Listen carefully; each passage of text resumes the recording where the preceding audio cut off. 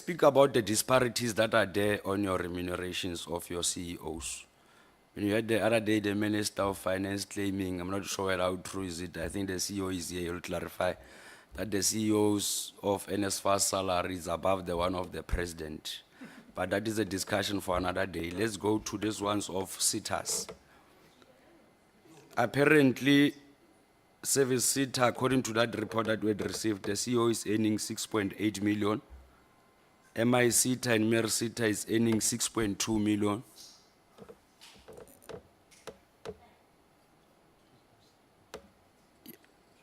Even if you can doubt it, Chairperson. Now, on your presentation,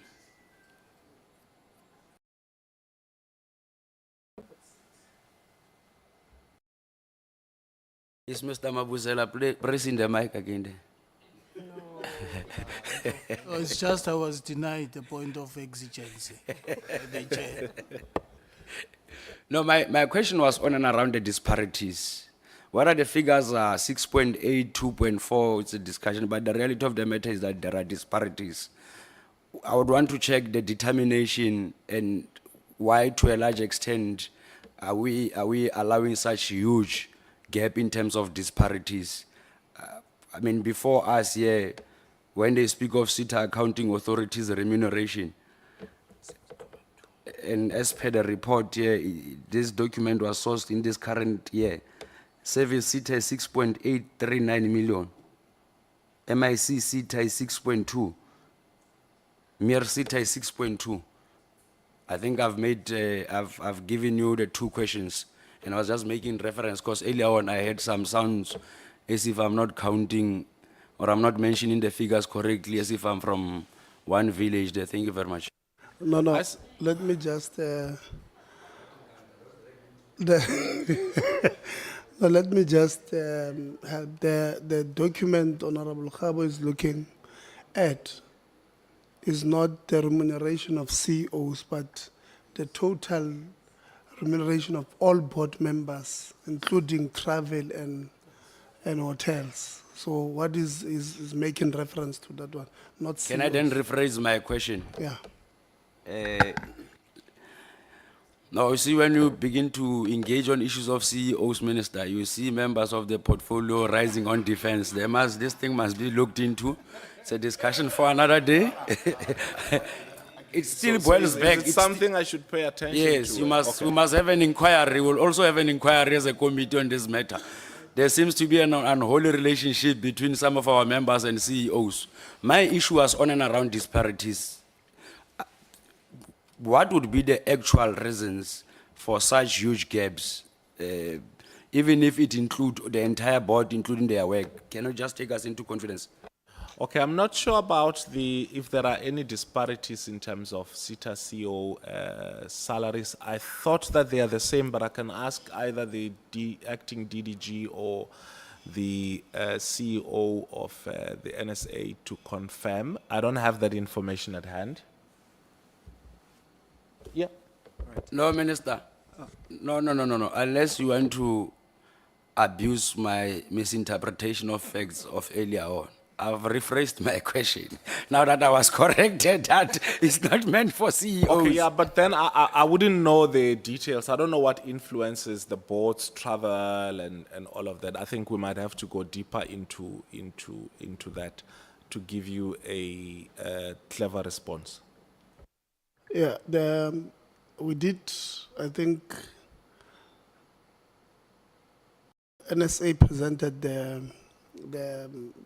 thing to us, and they had indicated in the case of one SETA that the chairperson, for an example, will travel from Kokstad or that far and then drive to Durban, and then sleep in Durban because it's far, then fly in the morning to Johannesburg, sleep in Johannesburg. So they did explain the variety. Others, it includes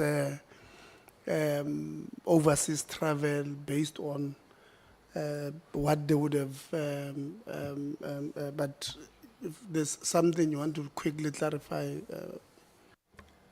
Thank you, Chairperson. So I think, and Minister and honorable members, good evening. I think we need to separate the board remuneration from reimbursement.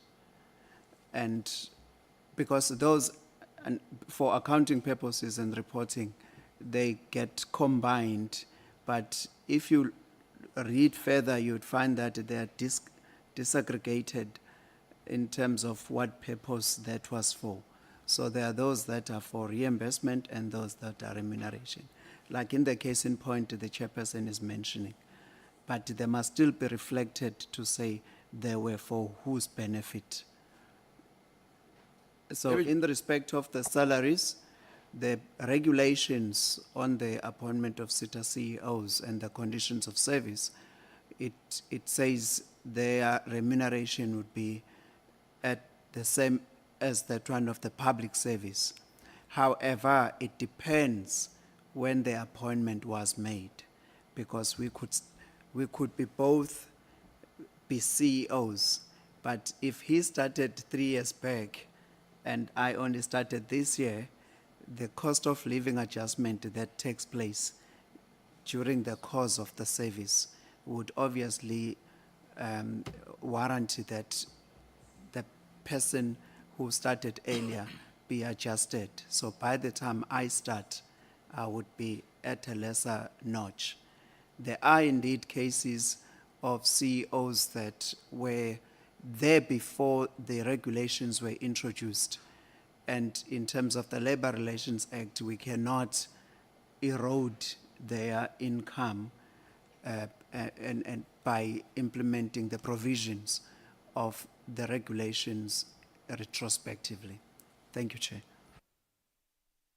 No, I think, Chairperson, maybe in closing, we'll just have to get that breakdown so that we are able to make that assessment as to how much are we invest in terms of disbursement and how much are we then spending, so that we are able also to deal with that challenge of CEOs being appointed very fine, as a result having to spend a lot on traveling expenses. That is one aspect, if we can request. Maybe, Chairperson, as part of closing, one must request the issue of diversity from the minister.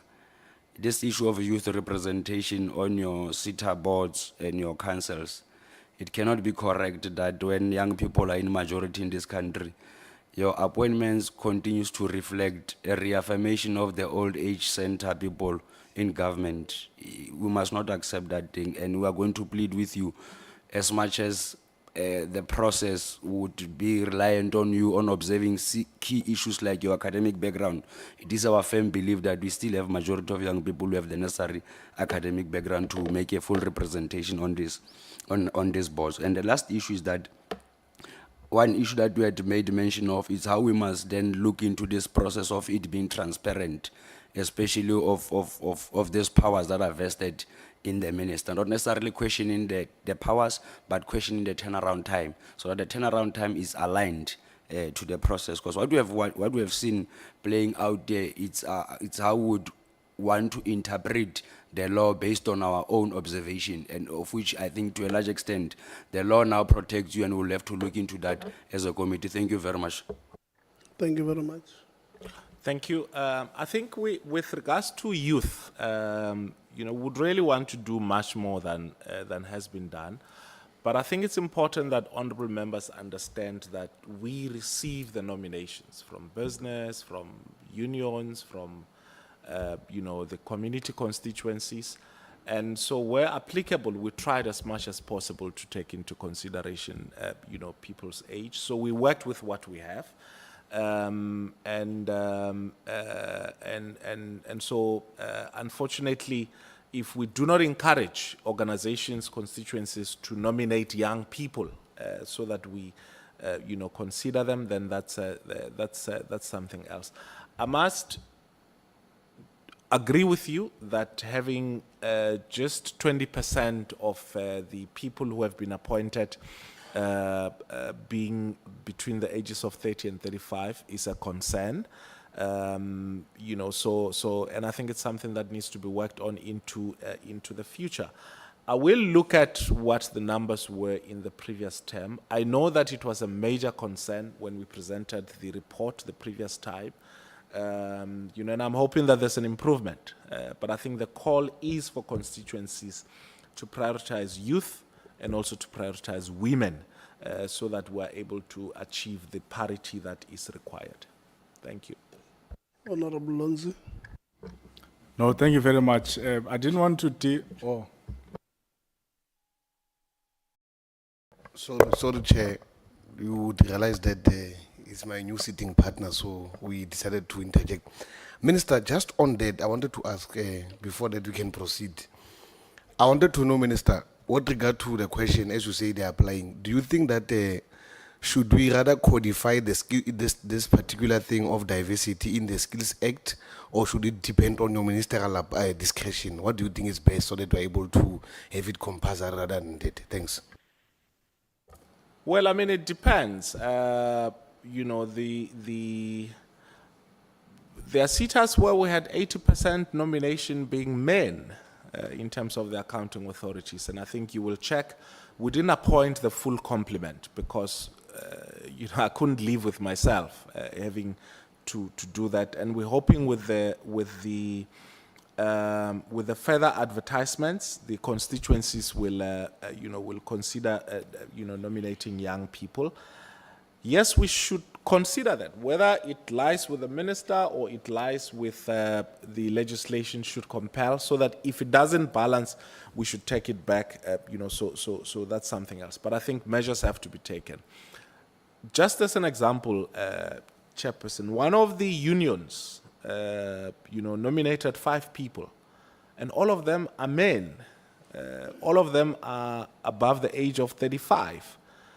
And they strongly argue that all of them are eligible to serve in the SETA. We cannot dictate to them who they should nominate. So those are the kind of dynamics that we'll have to deal with, and I suppose we should consider when we effecting legislation. Honorable Lonzi, maybe if you have one union nominating 5 males, you don't have to consider all of them from that particular union alone, because it's labor. So you look at other unions who are progressive in thinking, in helping us drive the agenda of what we want to achieve. I mean, the women, youth, people with disabilities have always been oppressed on the basis that they are women, they are children, and all of this. So unless if you're saying, if you have 3 unions participating, all of them just brought males, I think In some cases, yes. yeah, I think we must just those ones write back to them and say, we're not taking it. We must bring, I mean, we're not, we can't be reversive in before maybe I give you Honorable Lonzi. Those of you who want to grab something to eat, okay, I've got a proposal. So Does that include me, Chairperson? Yes, I've got a proposal. I've got a proposal because the problem is this people from the minister's office and the DG's office have been finishing food there. So, no, it's the truth. So I want to check with you members. What do you suggest? We take 10 minutes or we continue? Or those who then want to grab something, you can then go, do something that side. It depends on what you want to do. I just don't want you tomorrow to say, I gave you permission, Minister. I did not give you permission to go eat. Honorable Lonzi? let's push, Chair. Minister, don't fall for that trap. I didn't want to speak on this thing of administration because my focus will be on the CEOs. But because Honorable Khabo raised it, there's an interesting point that I want to double check here, Minister. Who consulted with the National Skills Authority on the 7th of August regarding placing the 3 SETAs under administration?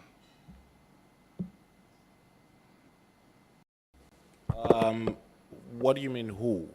I consulted with the Skills Authority. And the reason I'm asking you that, Minister, is because when we asked the National Skills Authority to send us the minutes and the agenda of the meeting of the 7th of August, your name doesn't appear on the agenda. Okay, so what's the point? So you were present in that meeting. No, I was not present in that meeting. So I don't understand, because you consulted with when did you consult with them? I wrote to the National Skills Authority indicating my intention to place 3 SETAs under administration, and the National Skills Authority wrote back to me with their advice as it relates to those 3 SETAs. Chair, So I- consultation doesn't mean that I have to call a meeting, sit down with them, and then say, okay, so this is what I want to do. What do you think?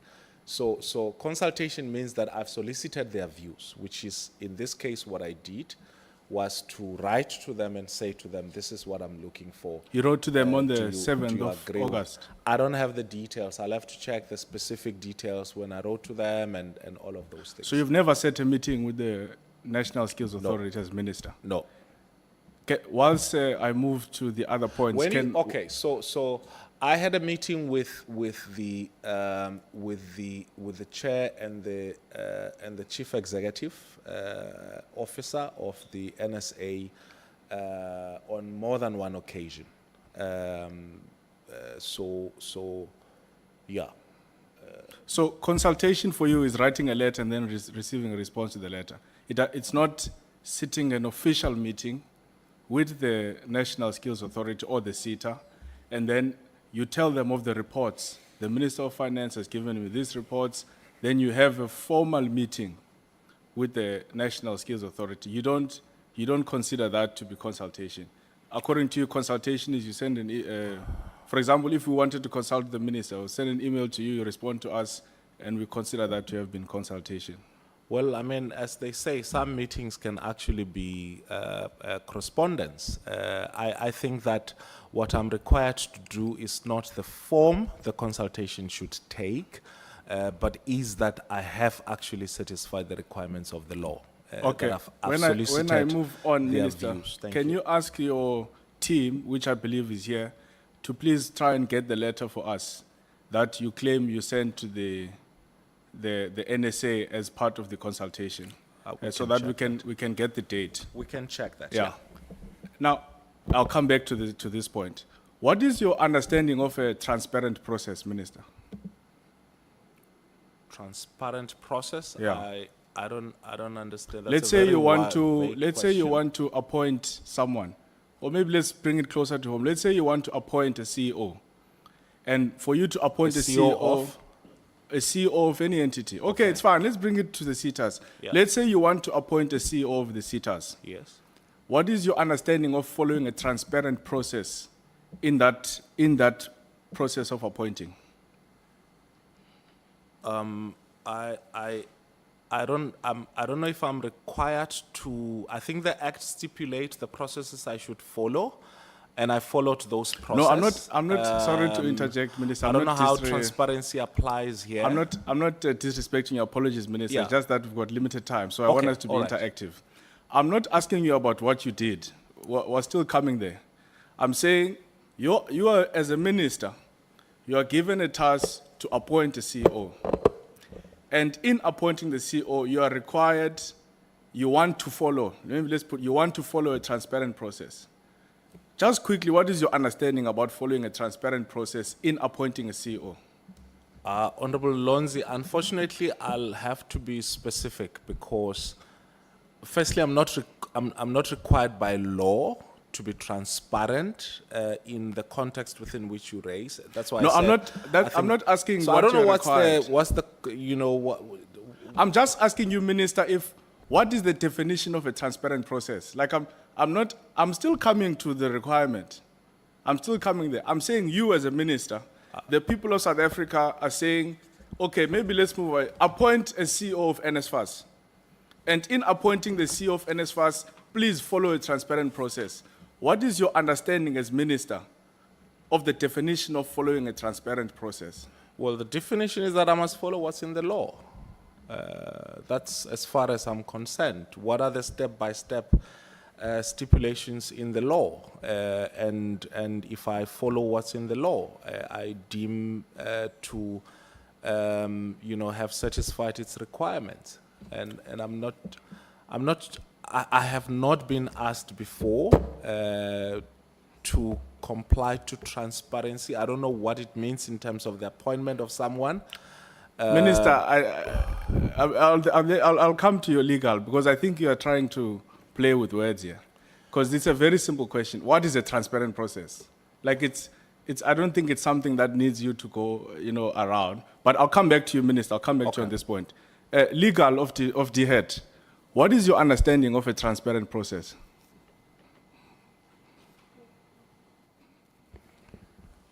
Thank you, Mr. Lonzi, for your question. I think without being legalistic in giving you a definition, a transparent process would be a process that is acceptable, that is rational, that is reasonable, that is lawful. And Thank you, legal. That's all I wanted from the minister. It can't be that the minister can't tell me what his understanding of a transparent process is rational, it's reasonable, it's lawful, it's logical, the things that you're saying. Now, Minister, when did you send the letter to the accounting authorities to recommend to you the appointment of CEOs for an additional term of 5 years? Which date did you send them that letter? Sorry, can you repeat the question? When did you send the letter to the accounting authorities? Maybe let me start it a bit, David. When did you appoint the accounting authorities? Well, they were appointed on different periods, but most of them on the last week building up to the 30th of September. Building up to the 30th of September. When did you send the letter to the AAs instructing them to recommend CEOs to you for an appointment of additional term of 5 years or acting CEOs? I think around the 28th of September. I'm subjected to correction. I'll tell you, Minister, you sent them that letter on the 29th of September. Okay, yeah. And then in your letter, Minister, you say to them, go and sit an urgent meeting. You have got staff members here, they must take out the letter so that you are fully aware. There are people who are sitting here who don't know what they're doing. You said, on the 29th of September, go and sit an urgent meeting and then recommend to me appointments of a CEO for an additional term of 5 years. Mind you, these are accounting authorities which have just entered office. Yes, there may be some of them are repeating, but they've just entered office. You are saying to them, in less than 24 hours, please give me a name of a CEO. Yes. That's what you said to them. Yes. Now let's go to the Act, Minister. The one, so you and legal, you rely on Section 8. Section 8 says, a chief executive officer may be recommended by the respective SETA in terms of sub-regulation 6 for appointment by the minister for a further term subject to satisfactory performance. We're still coming to satisfactory performance. Subsection 6 then reads, the accounting authority must make a recommendation to the minister within 6 months of taking office after following a transparent process. Recommend in writing 3 qualified, experienced, and suitable candidates with knowledge in accounting, finance, senior management, matters of appointment, blah, blah, blah, blah, of the CEO to the minister. Now, the section that you are relying on with your legal says, it's fine, if you want to reappoint someone for an additional term of 5 years, you may very well do that as a minister. But you must do it in line with sub-regulation 6. What does sub-regulation 6 say? You must follow a transparent process. Now, let me ask you, Minister, what transparent process would those boards have followed in less than 24 hours?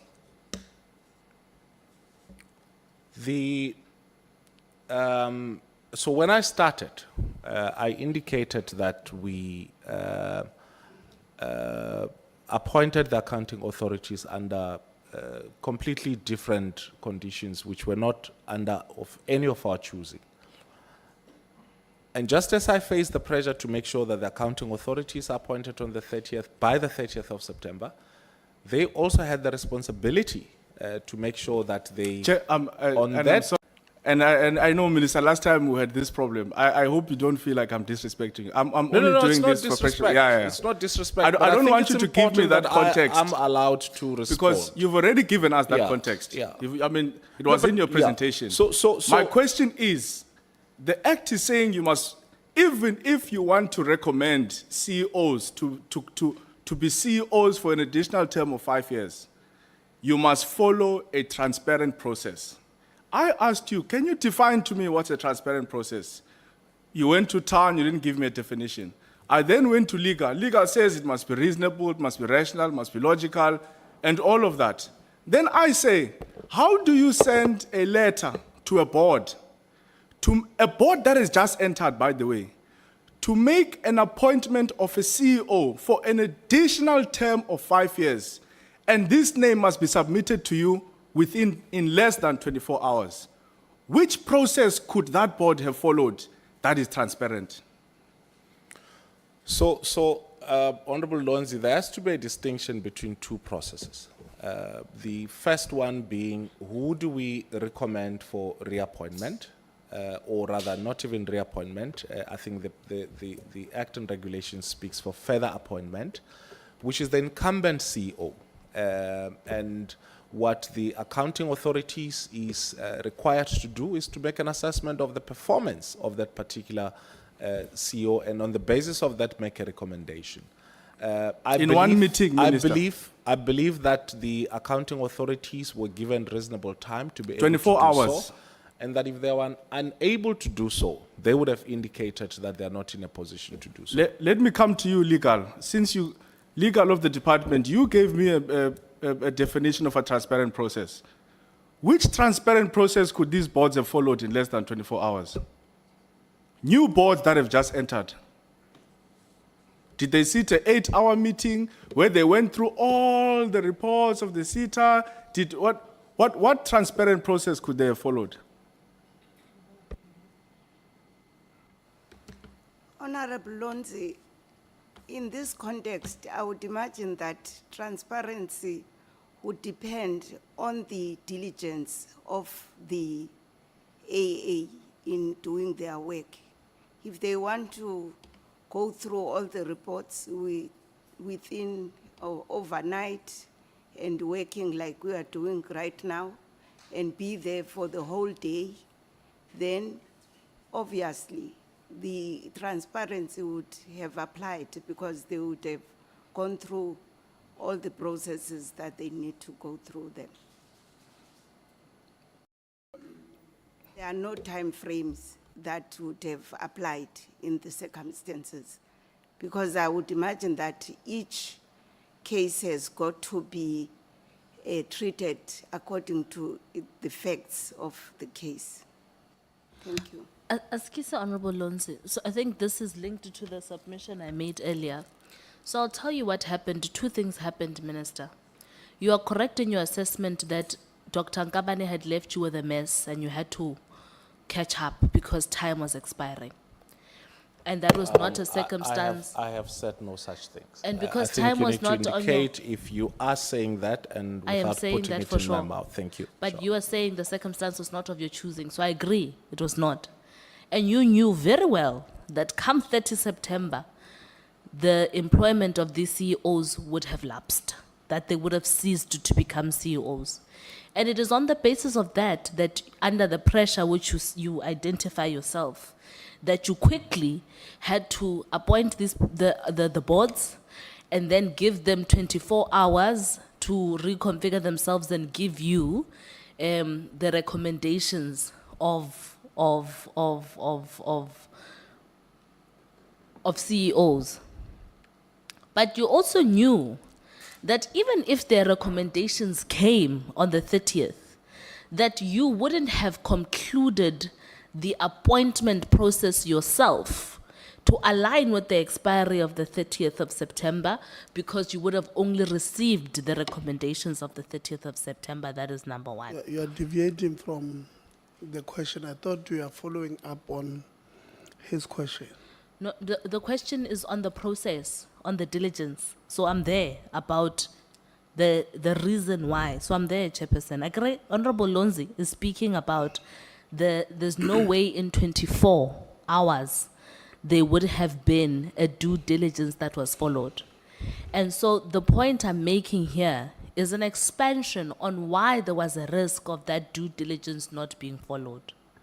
Number two, the reason why you wrote, Minister, to these accounting authorities to ask them to give you the recommendation of an extension of 5 years is because you knew that they couldn't have given effect to subsection 6 of subsection 6 of the regulations, which say that they would have gone through a recruitment process or a transparent process before the deadline of the 30th. Is my understanding correct? No. Yeah, Can I just say something? yeah, maybe before.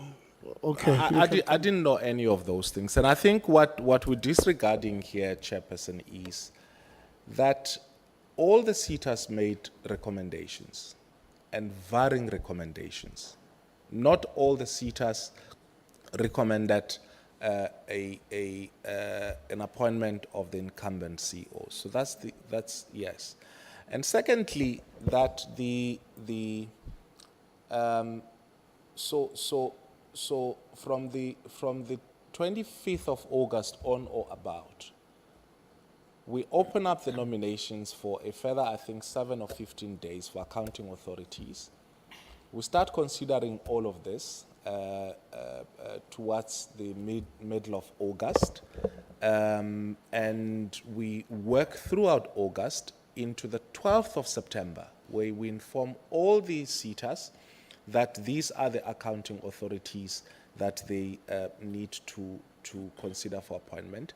And throughout that process, an MIE process takes place, which gets concluded around the 27th, 28th of September. We inform this, the accounting authorities that if they don't recommend to us as to who's the, I didn't say to them, extend people. I said to them, this is what I'm looking for. Either an appointment of a substantive appointment of a CEO, or for you to recommend an acting CEO from 3 names, and then start the exhaustive process that that Honorable Lonzi is talking about. So the transparent and exhaustive process is the one that the accounting authorities are required to follow once they do not, further appoint the incumbent CEO, which is That's what not the true, 9 Minister. CEOs, That's not which true. is what which is what the 9 SETAs are doing. Those who did not have acting CEOs in place. I don't know if whether true or false is the right word, but that's my interpretation of the implementation of that law, or application of that law. Okay, Dr. Mabuse. Thanks very much, Honorable Chair, for the opportunity. My point is simply that sub-regulation 8 is kind of conflated with 2 processes. And I actually indicated this before. I agree with Honorable Lonzi to say that relates to issues of transparency, issues of consultants and so forth. But then here you are dealing with 2 processes, which you must view them in context. As soon as you remove context, then that creates a problem. Now, when you appoint a new CEO, Section 8 applies in a broader context because you are dealing with a huge quantity, which will take you days to finish it. In this particular process, in terms of the Gazette, we are dealing with 1 person. And how long does it take to interview 1 person? 30 minutes, 1 hour. And therefore, to speak of a process that should take days, you can give even the AAs. The AAs, You can give even the AAs hours for them to complete that person on one person, as long as they have aligned themselves with Regulation 8. That's all that is needed. Madam Mabusela, do you know what the minister wrote to the AAs? I was briefed on that, Chair, when I came on board. What was written? What was an instruction? You have explained that, Chair, to say, actually, I wanted to No, I've come not in explained. there, but let me I'm answer. asking you, Yes. what was contained in the instruction from the It's a minister? supplementary instruction. What That does it not say? create a new provision. No problem. Instead, it clarifies what no. needs to be done. No, that's a second letter. I'm asking Yes. about the first letter, the instruction that you are making the subsection 8 reference to. So you should know. You can't say you don't know what was the context. Because you are saying to us, these boards were dealing with one person. It takes an hour, 30 minutes to interview a person. That's why I'm asking you, what was contained in the letter? No, I think, Chair, you were not on the same page. Okay, let's Let me just explain myself. no, answer me. Do you know what the letter of the minister said first? Yes, the What- letter what of the did- minister was saying appoint, in fact, not appoint in this case, but extend CEOs that are already there. No, but was that what the minister said? Extend, Yes, the letter. extend the COs that are there. Further appointment. No, the letter of the minister says. Further appointment. No, isn't that the Mabuzela? This is not the first time. No, this is not the first time. I'm doing this intentional. Because I've told you before. If you don't know something, don't enter things where you don't know. Because the explanation you have just given is not assisting the process. No, subsection 8, sub-regulation 8, It doesn't, we must just agree. I Because disagree, you Chair, don't with know. due respect. No, you don't know what the letter of the minister says. So you can't tell us about sub-regulation 8, and then you want to tell us that it takes an hour to finish interviewing or 30 minutes one person.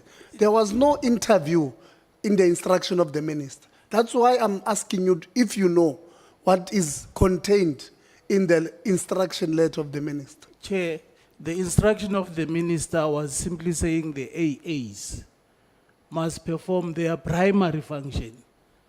And the primary function was to ensure that there is a CEO there in those SETAs. I'm saying this because the skills branch has interest in this matter. Hold on.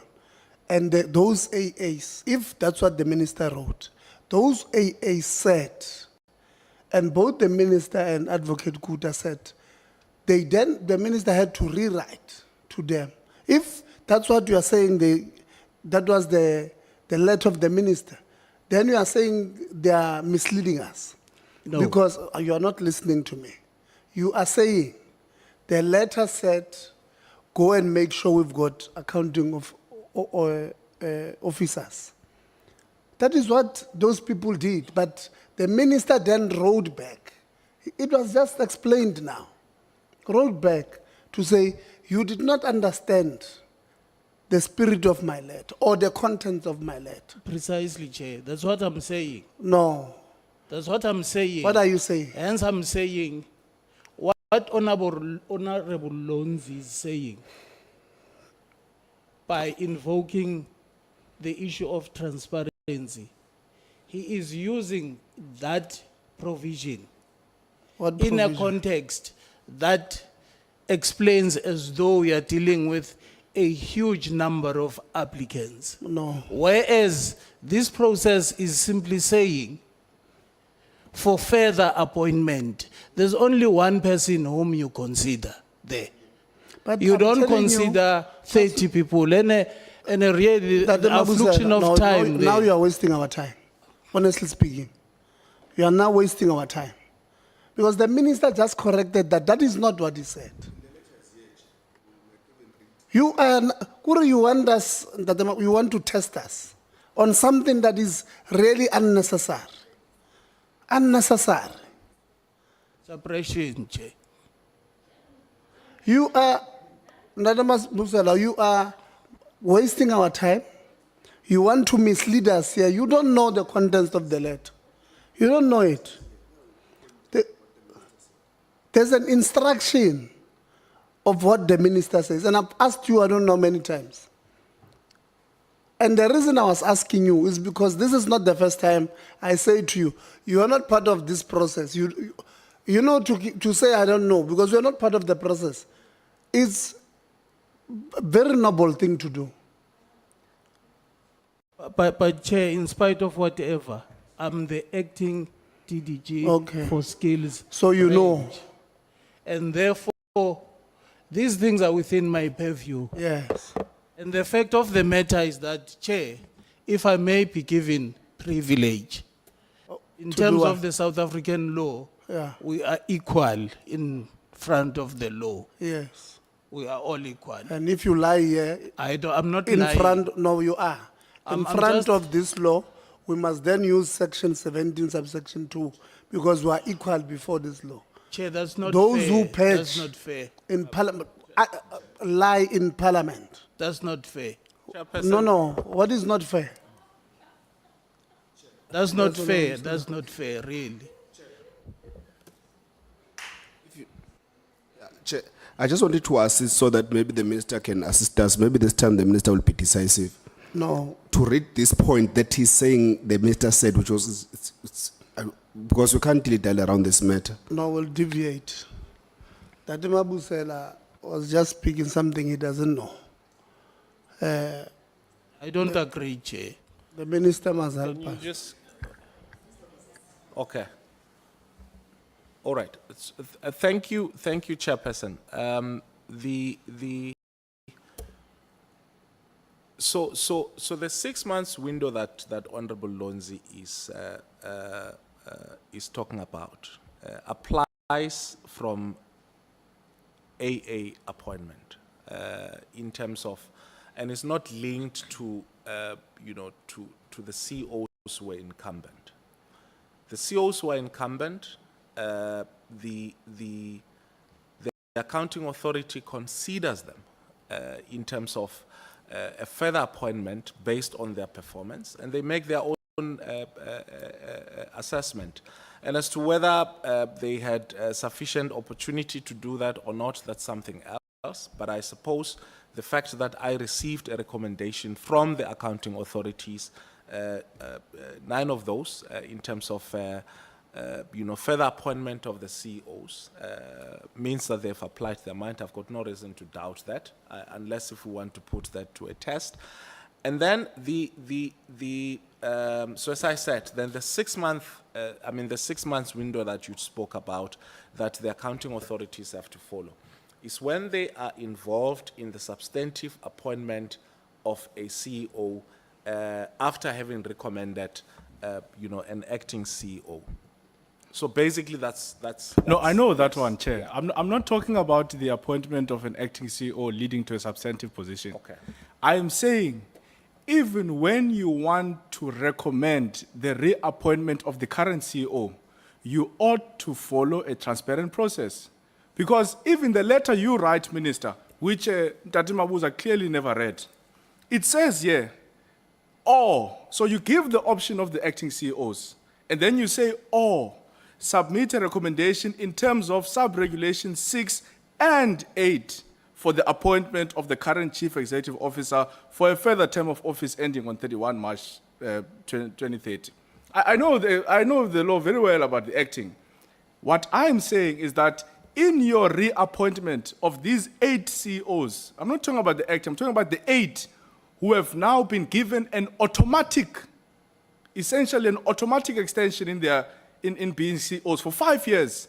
there was no due and transparent process that follows. And I've demonstrated that clearly to say there is absolutely no logical claim you can make. I know legal will try to speak around this, that I can send a letter to an entity today that has just entered, by the way, and say to them, please assess this, sit an urgent meeting, which means they only said one meeting, sit an urgent meeting and tomorrow give me a name that I must reappoint as the CEO. You didn't do that, Minister. And because we're going to follow up on this point, Chair, we're going to request the minutes of those particular board meetings where these, particularly these 8, CHETA, MQA, FoodBev, FACET, INSETA, WNR SETA, FP and MSETA, MICT SETA, where COs were essentially just given an automatic extension without there being following a due process. Now, let me come to this point we were trying to make earlier on, Minister. The Section 8, in the way we interpret it, is that the current CEO can be appointed for a further term of 5 years. But once the contract finishes, which it finished on the 30th of September, that CEO no longer has a legal relationship with the SETA. Therefore, we don't view that person as the current CEO. He's unemployed, like all of us. Okay, well, I guess we're not unemployed, but he's unemployed. He's not the CEO. So for you to then, and I put it to you, Minister, that's why even in your first letter, you were very clear that these people must sit urgent meetings. Because you wouldn't have said they must sit an urgent meeting if you didn't have that pressure of the 30th of September. I put it to you that you had that pressure of the 30th of September because you knew as minister that if I want to appoint these people for a further term of 5 years, I must make this decision whilst they've got a legal relationship with this particular SETA. You didn't do that. You are saying to us you are interpreting the act differently. You think the AA can recommend, but the minister can make an appointment after the fact. So here I just want to get information from you, Minister, because we've had the interaction earlier. When did you officially make the appointment of these 8 CEOs for a further term of office? Which date? But I think it's important, Chairperson, because I think Honorable Lonzi has made statements as statements of fact, and I think it's important that we correct those. Firstly, there is a requirement that by the 1st of October, there has to be a Chief Executive Officer in all the SETAs. Otherwise, that's misgovernance. And in instances where SETAs are unable or accounting authorities are unable to appoint a SETA on the 30th, they are then required to give me a recommendation of 3 names of senior managers whom I will consider for appointment. Yes. Yes, and so not all, because you're making an assumption that The all senior SETA managers still have a legal relationship with the SETA. Yes, they do. I agree But with you on that one. On the 30th of September, when the accounting authorities make recommendations, the people that they recommended had a contract existing with those SETAs. And that point is important because it's also linked to your actual question. And so the Act obliges the accounting authority to make a recommendation on the 30th of September, in this case, which is the agreed date. As to when I apply, I wouldn't have known. The Act would not have assumed that I would not be able to effect, or concur with that recommendation, on the 30th of September. Unless if you suggest that I was time-bound, firstly, that the accounting authority itself was time-bound outside of the active contract of the person who was appointed. Secondly, that I was also time-bound beyond those points that you raised, rationality and so on and so forth, that I was actually time-bound to act by the 30th of September, which I was not required to. But you required the AAs to act by the 30th of September. I'm not requiring the AAs to do so. But it is the law that requires the AA to do so. But they wouldn't have done that in a transparent process. They should have done that. They're expected to do that by the law. If they do not give me a substantive CEO or an acting CEO recommendations, then they would have been subjected themselves to, to bad governance. That's what happens. You cannot make a suggestion that unilaterally I extended the terms of office of the CEOs. There was no extension I think you of did, Chair, any but of the CEOs. I don't want to I to did waste not the give time. anybody Just give the names. date, Minister. When did you make the appointment now? I wrote a letter to concur with the with the different accounting authorities on different There are times. 8 of on them, 2 Theatre, occasions, MQA, yes. Footbear, FACET, INSETA, Yeah. WMIC, SETA. These ones that you I may appointed not for know 5 the years. actual date, but I know that it was after, because I think that's the point you're trying to make, that it was not on the 30th of It September. was after the 30th Yes, of September. yes. Well, your letter of the 6th says they must submit by the 10th of Yes. October. And you probably write the letter back to them after the 10th of October. I don't understand what you just said. If you are saying they must submit by the 10th of October, which is your deadline, it means you would have appointed them after the 10th of Possibly, October. yeah, but almost definitely, yeah. So this is where I'm coming now to the point that you are making. Now, on the 6th of October, you then realize that these accounting authorities... Hold on 1 second, Honorable Oh, Lonzi. Tate Mabusela, you have your hand up? Or you are covered? Chair, you make me to be covered, but really, the fact of the matter here is that you are the legislatures, and you do legislation, and you give that legislation to us to implement. And now, here what we are trying to explain is the fact that it's not an issue, the question of the 30th of September 2025. The fact of the matter is the deadline for the AAs to take a decision was met. And there was no AA to which I received a letter from them complaining about pressure being placed upon them to undertake a certain process. No, there wasn't. And therefore, as the department, we have acted within the law, and the law that has been prescribed by yourselves.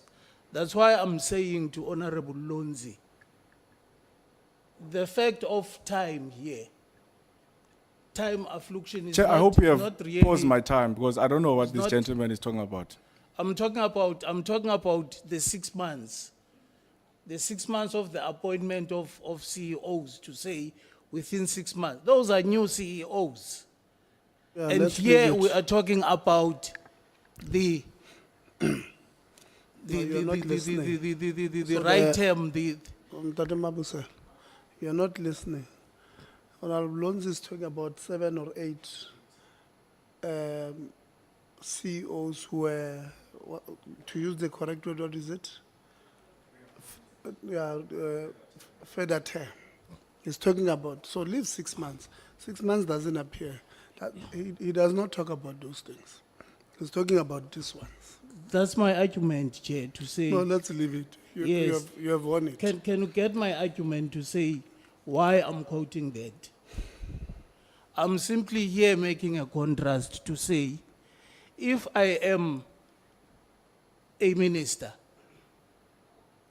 and I'm supposed to then allow AAs to make an appointment of a new CEO, The law- law point. the law will prescribe the process that I must follow, Yeah. okay?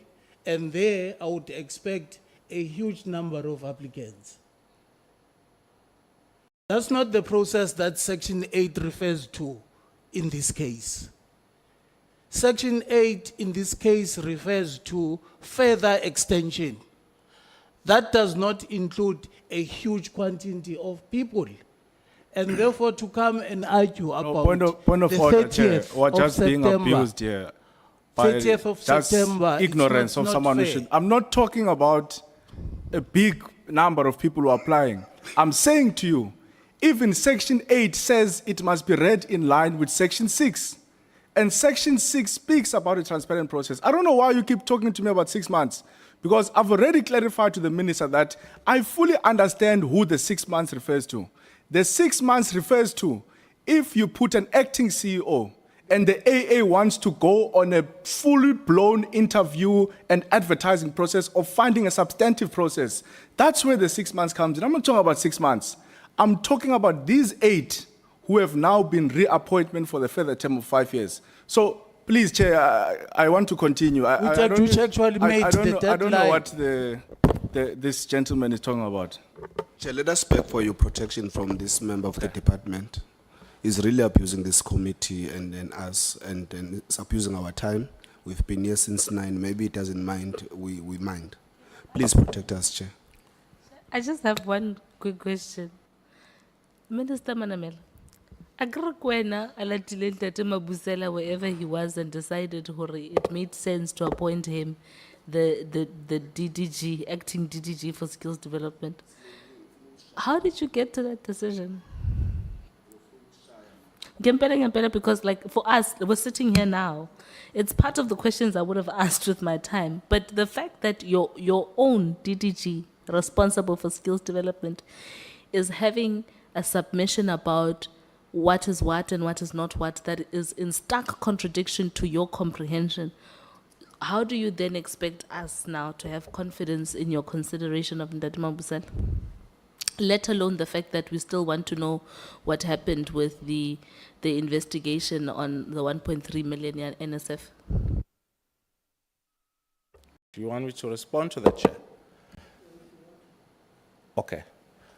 All right. So the contention, which is what acting DDG Mabusela is raising, is that what we're contending about here is that the accounting authorities had an option to either further appoint the substantive CEOs. The CEOs were incumbent, and that appointment could have only happened if those CEOs were active in office, which is the option that those accounting authorities had. And that's what they took into consideration. So 9 of the SETAs took that into consideration and recommended that we should further appoint in a new contract. It's not an extension, in a new contract. And so if I think honorable members believe that there should have been an imposition in terms of the time, which is not required, by the way, by law, as to how long only that consideration has to be made, on a particular day if it involves those individuals.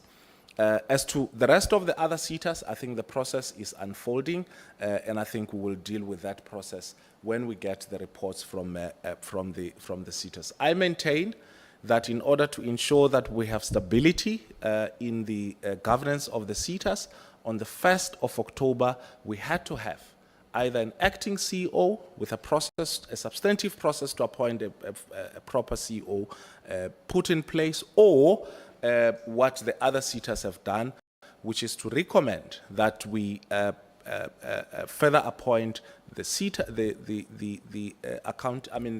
CEOs who were incumbent in those positions. And I think if the challenge is, or rather the test of whether the accounting authorities acted appropriately or not, I suppose it's not a test that belongs here. You can, Honorable Lonzi, feel free to ask the accounting authorities for the records of those meetings. But I think that based on what was required at the time, that there is no collapse of governance in all the SETAs. On the 1st of October, when that, when that time came, the accounting authorities did what they had to do. How they did that, there is no prescription in terms of either my directive or in terms of the law. But I'm confident that the accounting authorities followed what is required of them in taking the decision and in making the recommendation that they did to me on the 30th of September. No, thank you, Minister. And we're on the same page on this. That's why I said I hope Chair is blocking my time, because I don't know what your leader of skills development is talking about. We agree that there are 2 separate processes here. There's a process where there's an acting CEO where the AA wants to go on a substantive advert, there's a process of then reappointing the current CEO. I am saying there was no due process which was followed in the AA's getting a name to recommend to you as minister. And I've demonstrated that in just one example to say it's simply unthinkable and illogical to suggest that you can send an AA a letter today and say to them, give me a name of a CEO tomorrow. Worse, if the AA is new, and then we must believe that there was a transparent process followed in the appointment of that particular CEO. So I don't want to go back to that discussion because So, we've but already essentially- we've already essentially debated you're it. suggesting that they were not lawful? That's the transparency test which you Yes. got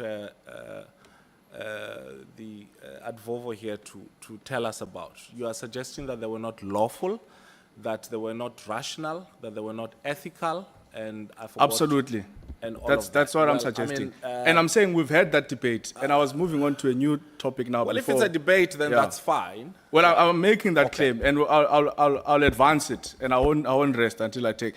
There is no way that a rational decision, a transparent decision, a reasonable decision can be taken by a new board today and give a minister a name of a CEO that must have a further term of 5 years tomorrow. I don't believe that a rational decision can be taken in that light. But we've already spent about 15 or 18 minutes of that. I now want to go to your own reasoning. You are saying to us, and it's what I was saying earlier on, that the AAs, you instructed them to make this recommendation to you by the 30th of September.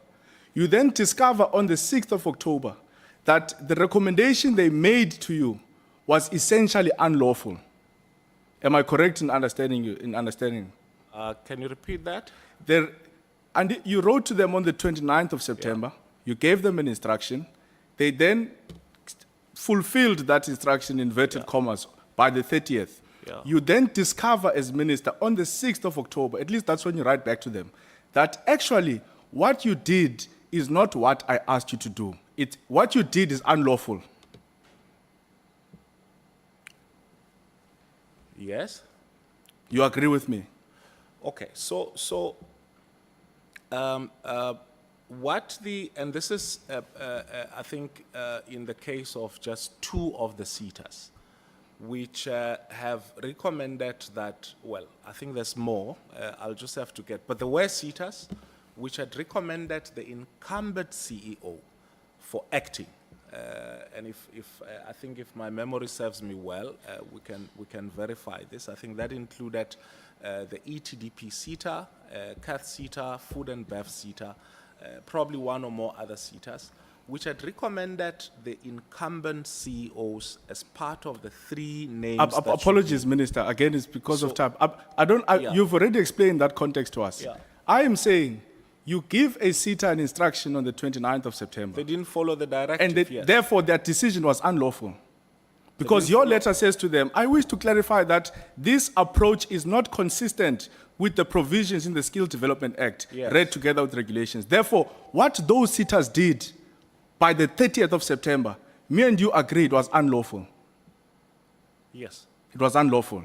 Then you write back to them on the 6th of September and say, guys, what you did by the 30th of September was unlawful because you didn't follow the act. They then submit, now they do a lawful process, in inverted commas, by the 10th of October. Would you agree with me that that unlawful decision they took by the 30th of September, it falls away, and it's only the decision of the 10th of October that stands because they would have followed the Skill Development Act on the 10th of October? I don't agree with you. Why don't you agree with me? No, because so the point I was making on the 6th of October was that I acknowledge the intention of the Accounting Authority in following the spirit and letter of the Skills Development Act, but unfortunately your response is not in line with my directive. So in continuation of the spirit and letter which you were following, I advise you to do the following things. And so in my mind, the process that was started on the 30th of September is continuing based on them following my clarification of What they is need to do on the important 6th here, of September. Minister, are not your directives. What is important here is whether or not the accounting authorities are following the Skills Development Act. And the reality is that by the 30th of September, these accounting authorities did not follow the Skills Development Act. Which accounting authority? The two Yes. that would have sent you Yes. names to extend and you Yes. corrected them. Yes. Well, you are saying it's two. We could discover later that it's more than that. But I'm moving with two because that's what you are saying to us. I actually mentioned 3 and I said it could be more. So, Yeah. exactly. So those ones, by the 30th of September, they did not follow the Skills Development Act in that particular decision. We agree with that. They Yes. took an unlawful decision. Therefore, the following day, these CEOs have ceased to have a relationship with these AAs. They no longer have a legal relationship because the contract has lapsed. Well, that's your interpretation, because my contention is that on the 30th of September, when all the accounting authorities sat to consider my directive, all of the people that they had to consider, for either recommendation for acting or for appointment, still had active contracts with the SETs. No, I understand that and I agree with you. I'm saying the fact of the matter is not my interpretation. The contract of the CEOs ends on the 30th of September. It ends. Yes, The yes, following but- day, they are no longer CEO. Yes, but that's why you would have given them an instruction that please follow the Skills Development Act and recommend to me by the 30th of September when these people are still CEOs. And then it so happens that these people, they then take an unlawful decision by the 30th of September. You only ratify that decision on the 6th of October. They then go and take the so-called correct decision by the 10th of October. What we are putting to you, and maybe it's one of my closing remarks, is that by the time they recommended to you, the CEO no longer had a legal relationship with a particular SETA. On top of that, by the time you concurred with the decision, the CEO never had a relationship with that SETA. You appointed an unemployed CEO who was sitting at home. It's like changing a flight ticket when the flight has already taken off, Minister. The flight is gone, it's going to Joburg, and you want to change the flight ticket. And that's the argument that we're making to you, Minister. So, I don't know if you want to respond to that, but I don't know how much time I have left, Chair. If I've got little time, I just want to make closing remarks, and then I'll end there. Well, I think I've made the point, and I think Honourable Lonzi has made his point, and I maintain that firstly, my action of the 29th of September, asking the accounting authorities to nominate someone to occupy the CEO position were lawful. Their actions on the 30th of September were lawful, and those who did not follow the directive were reminded of what the directive were on the 6th of October, and they subsequently complied with what the directive was. And for me, there's no interruption in the application of the law up to the point when I concurred with the recommendations.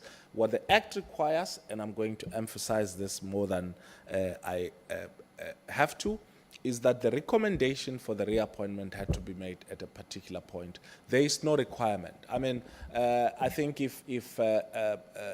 so what does it mean? If the recommendation is made on the 30th of September, something else happens, just as it happens in this case, does that necessarily mean that the people who are being considered either for acting in those positions or for substantive positions that that they should be prejudiced?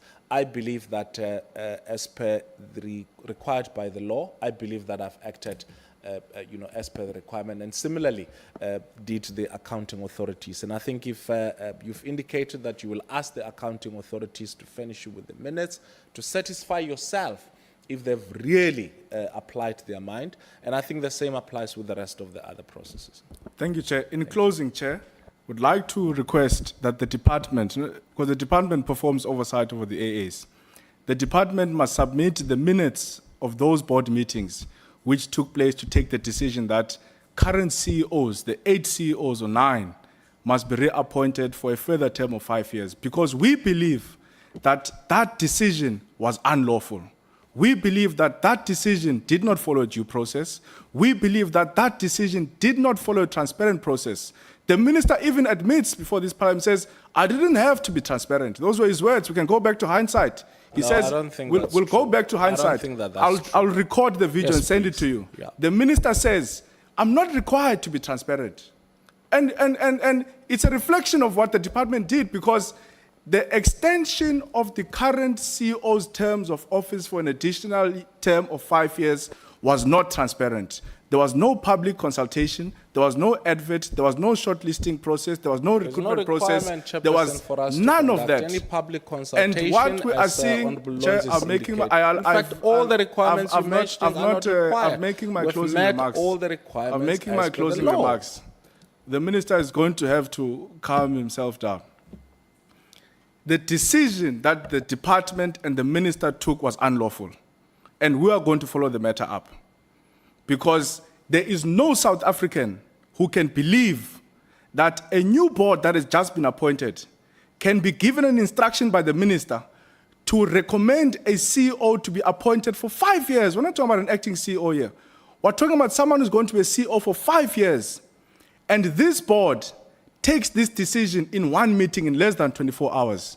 Not only that, by the time the minister sends the appointment letters, the CEOs no longer have a legal relationship with the SETA in question. Even that is unlawful. And Chair, that's why we request the minutes of those particular meetings.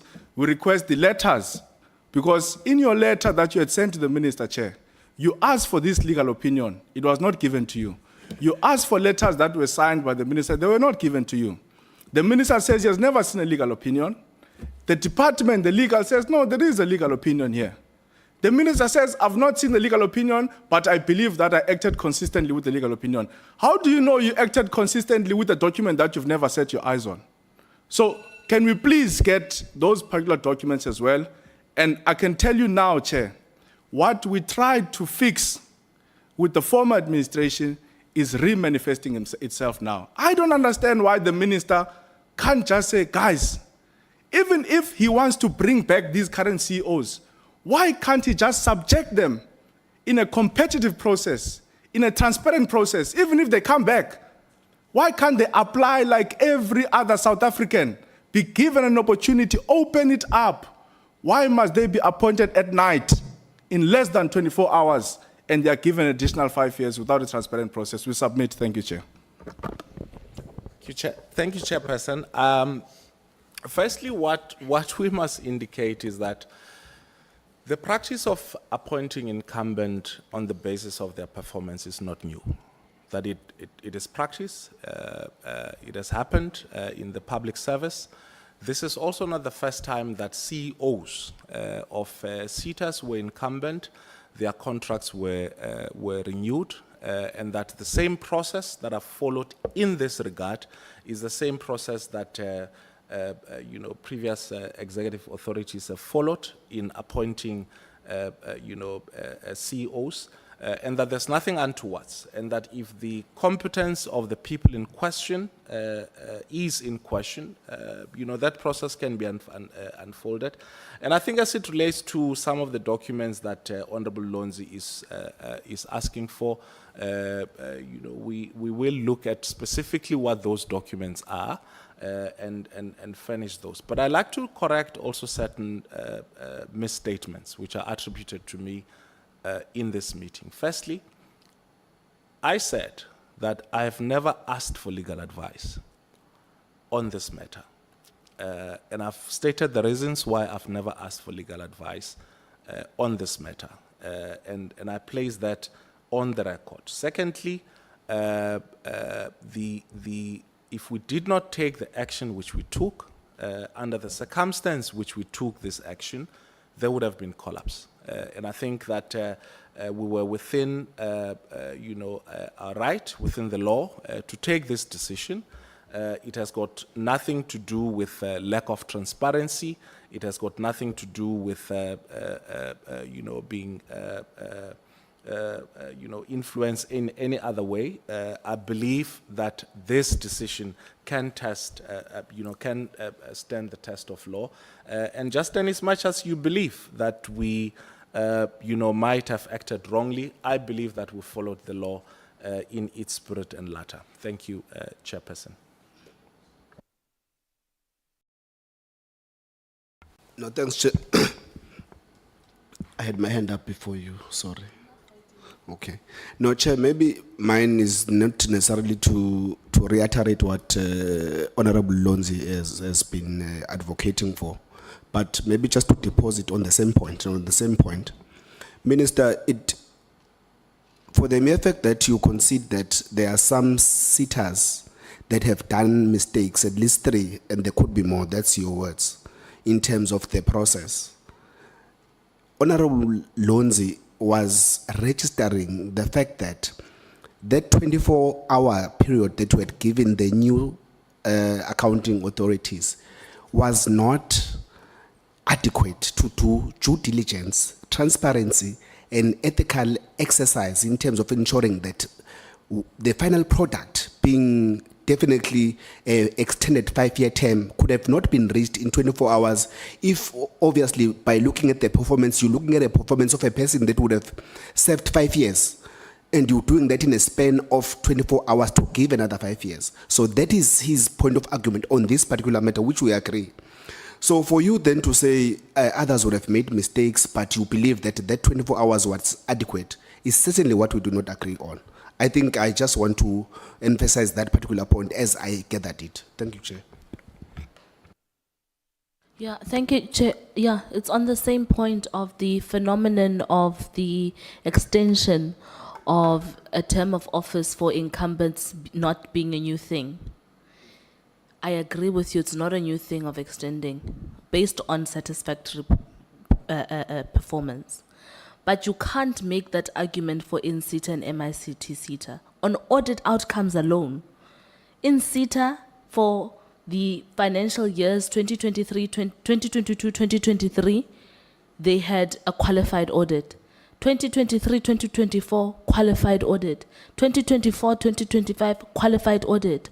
The CEO there cannot be a person that, based on their performance within 24 hours, could have been considered to have had satisfactory performance. That is number one. Number two and last, MICT-SETA. In 2022, 2023, they had a clean audit. They had a clean audit in 2023 and 2024. And then come 2024, 2025, their audit outcome has findings, a regression. And even there, the principle of a consideration of an incumbent on the basis of good performance falls flat. And again, those recommendations of within that 24 hours would not have afforded the board time to then consider properly. And it beyond, and then just finally, you make a point, Minister, that whether the process they followed or not is not something that must be scrutinized here. But I put it to you in finality that your appointment is based on your scrutiny of the recommendations, and your scrutiny beyond what is given to you is the process that was followed. And if you failed to scrutinize if a process made sense or not, then it means you must concede that your conclusion on recommendations was also flawed. That's that. Thank you. Yeah, I mean, safe to repeat myself, Chairperson. I don't know what else I can say to persuade the members. But maybe in addition, I wouldn't want to get into the merits or demerits of each of the CEOs and all of that. But safe to say that some of the SETAs, when responding to the recommendations by the accounting authorities, I've actually instructed them to follow through on some of the issues that have been raised relating to those CEOs. Thank you, Chairperson. Yeah, I think, thank you very much, Chair. Minister, I've been sitting here, I'm at pain listening to you and your team. I think there is an injustice that your team is doing it yourself. I don't know whether is it yourself that you are doing this to yourself or is it your team. But I'm at pain to listening to all this in conversation. Because some of the things, as I'm sitting here, I wish I could come and sit on that side and assist you to reply to all these colleagues of mine. They're asking questions because they need proper answers. That even I can come and sit there, I can give it to all of them, but they are not coming from your team, Minister. Simple answers. Let me take one example before I move to my own question. The one asked by Honorable Kakao, the answer is simple to say, on the extension of the contract, or the extension of the CEO's appointment, the clean audit or the non-clean audit is not part of what is required. Mostly all the CEO, on their last day, they had performances of up 90%, almost all of them. And some of them, it's something that we always argue, Chair, that please tighten up on the performance. If people are getting 90%, means it's easy to do this job. So mostly are getting, on all their performance contract, all of them until to the last quarter, they got 90%. So all these things that colleagues are asking, they could be answered by a competent team, and it is not there. That's my only concern, Minister. I'm not going to delve much on these things of SETA CO. Chair, is Karen gone? Are we still probing Karen as well? Yes. Yeah, I wanted to ask Karen questions before I come to the Minister. That's a comment, Minister. It doesn't need answers. I just want to ask some few questions to Karen before I then come and end with you. Karen, are you online? I am still here. Oh, thank you. There's 3 questions I wanted to ask from you. With the presentation you did, thank you very much for the presentation. With the presentation you did, which is excellent, it's got the references. It was good to see it being presented. Did you try to engage the CEO on your working challenges with him? With the challenges you were experiencing with the CEO, did you ever try to table them before the board or its committee? If so, did you raise those issues to sit with your subordinate one-on-one and to say, these are challenges I have with you, and even report all those challenges to the board? If that's what you did, when did you do that? Thank you for the question. Yes, I did raise issues with the acting CEO, also with members of the board. When I will have to just go back on dates. Do you want them now, or do you want me to just give you to them in writing?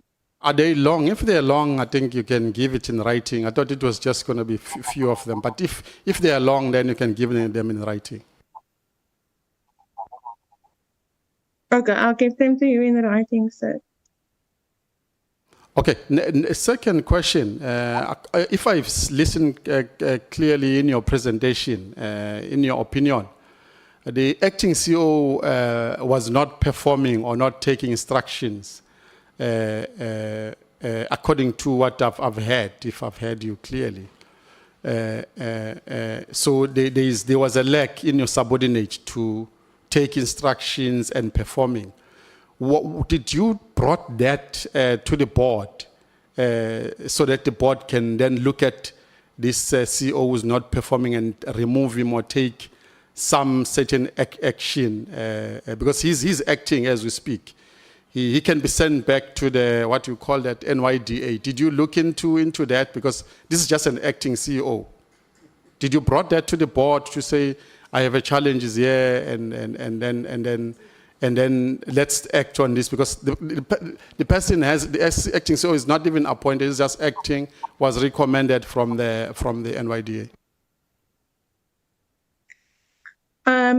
So the presentation didn't speak directly about the acting CEO. I didn't name the acting CEO. The acting CEO has been appointed by the administrator as the Chief Financial Officer of NSFAS. So it didn't come, he was there actually the same day or before we started, permanently appointed as the Chief Financial Officer of NSFAS. He was no longer involved with the NYDA. So, I didn't really speak directly about the acting CEO in my presentation. But if I had any issues, they were raised to the board. Oh, but Karen, according to my understanding of corporate governance, a person who reports to the board chairperson is the CEO. If you're saying on your presentation, there was people were not taking instructions, they were not taking my call, there were no performance, I'm assuming that your subordinate was the one doing that. Because according to my understanding, the person who looks after or who makes a person account, a board chairperson makes the CEO account to him on behalf of the board.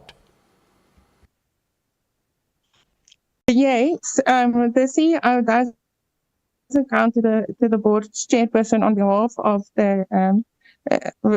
the management, but not only to the board chairperson, to the entire board. But there were also instances where other executives were necessarily involved. So it's not directed directly to the acting CEO at all. So you didn't have a problem with the current acting CEO's performance or not taking instructions or disrespecting you, or maybe bullying didn't came from, it came from within board members or not your subordinate?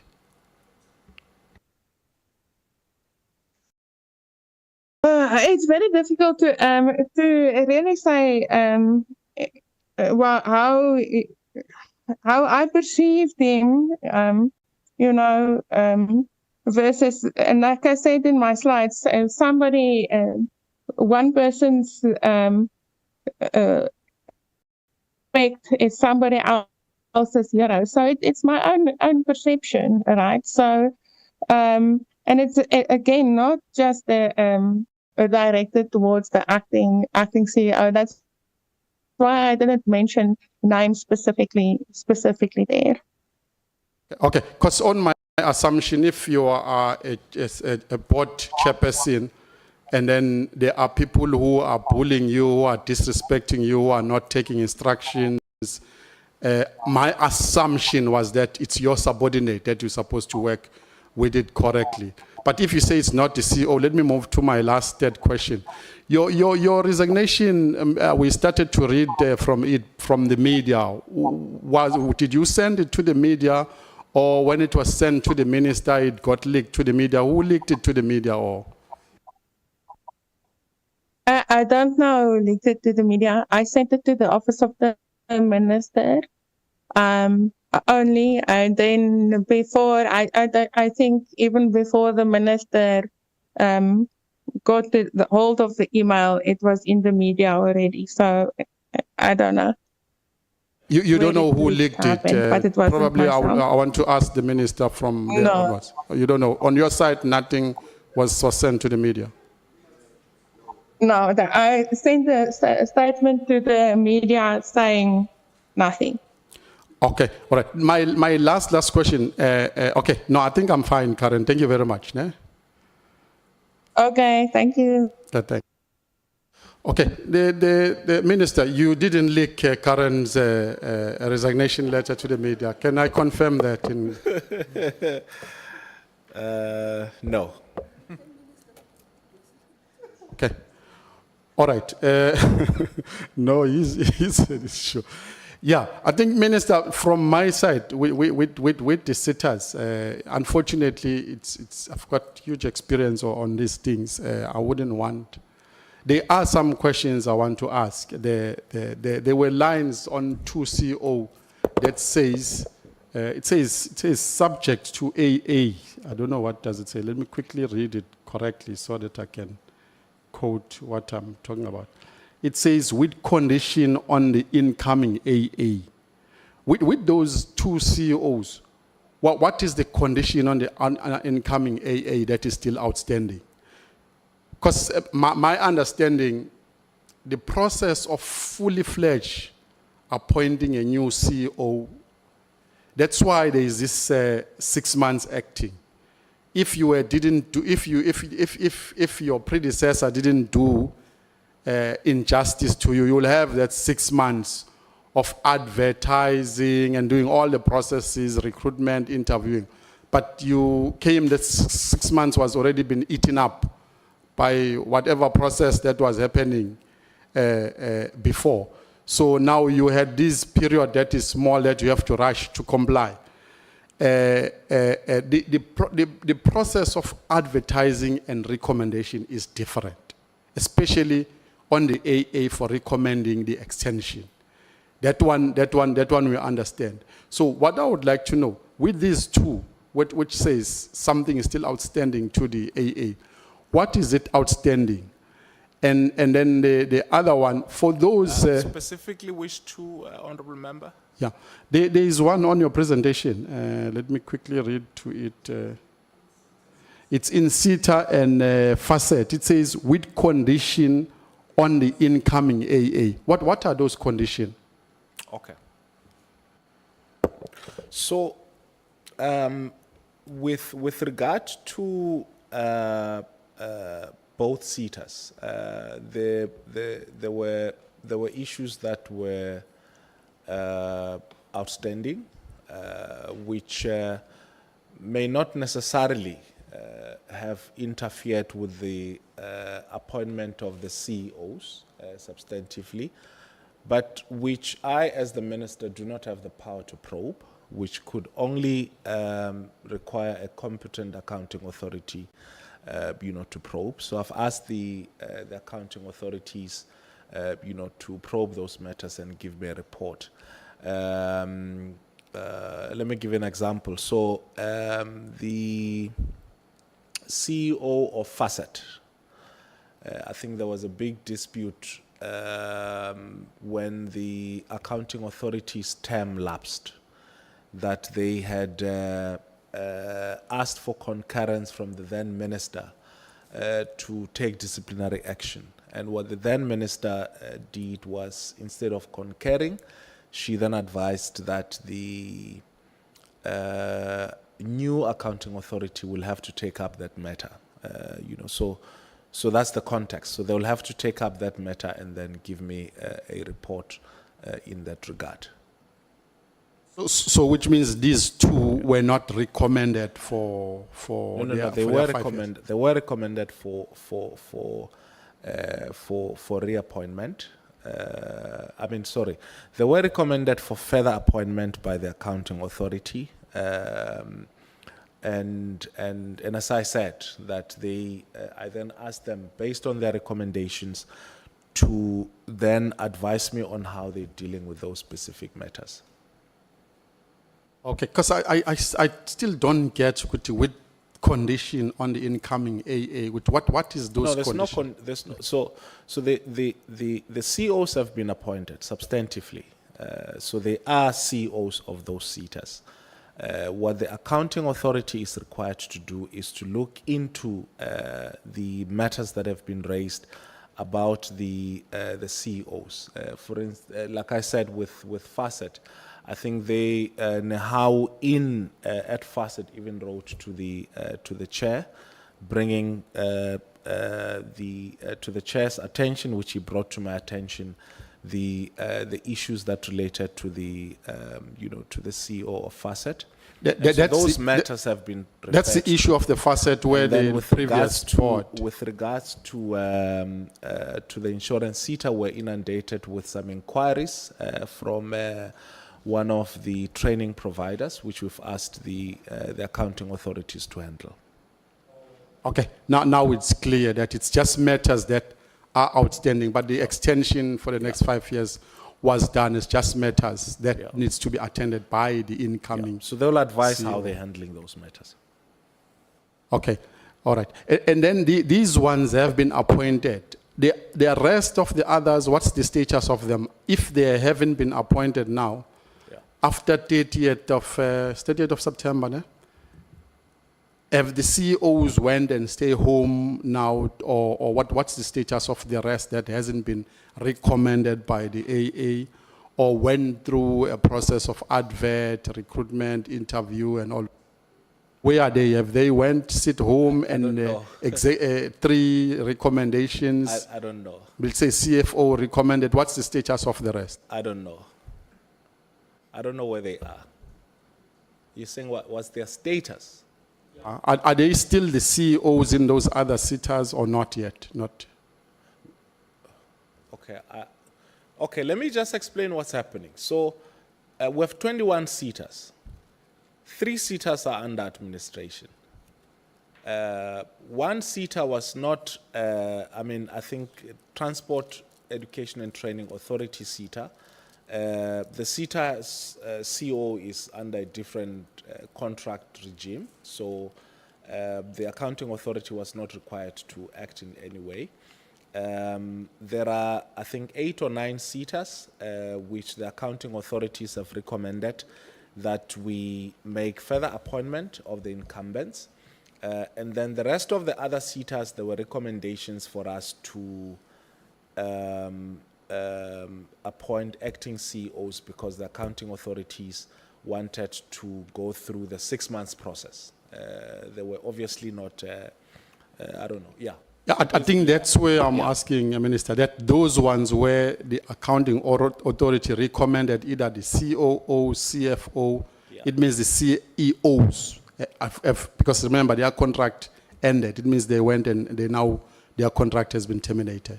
All the CEOs of all the SETAs, their contracts were ending on the 30th of September, except those CEOs where the accounting authority, there's not even an exception. So from the 1st of October, there were completely new appointments, either substantively or on an acting basis. His question, Minister, is that you had 21 SETAs Yes. minus 4. Yes. So you had 17 SETAs, Yes. SETA CEOs. Yeah. Out of these 17, you're saying 8 or 9 are recommended for 5 years. So it means you have 7 SETA CEOs that so far are unaccounted. So he's asking, out of these 7, how many were recommended as part of the 6 months? Not the 5 years. As part of the 6 months, and how many were not recommended at all? That's what he's asking on this question. Okay, so of those where they're acting CEOs, is that the question? Yeah. So how many were not recommended? Well, where there's acting CEOs, it means that there was no, where there's an acting CEO, I think it means the SETA did not recommend, the incumbent, and in instances where, I think let me leave it at that because Okay, so the answer is that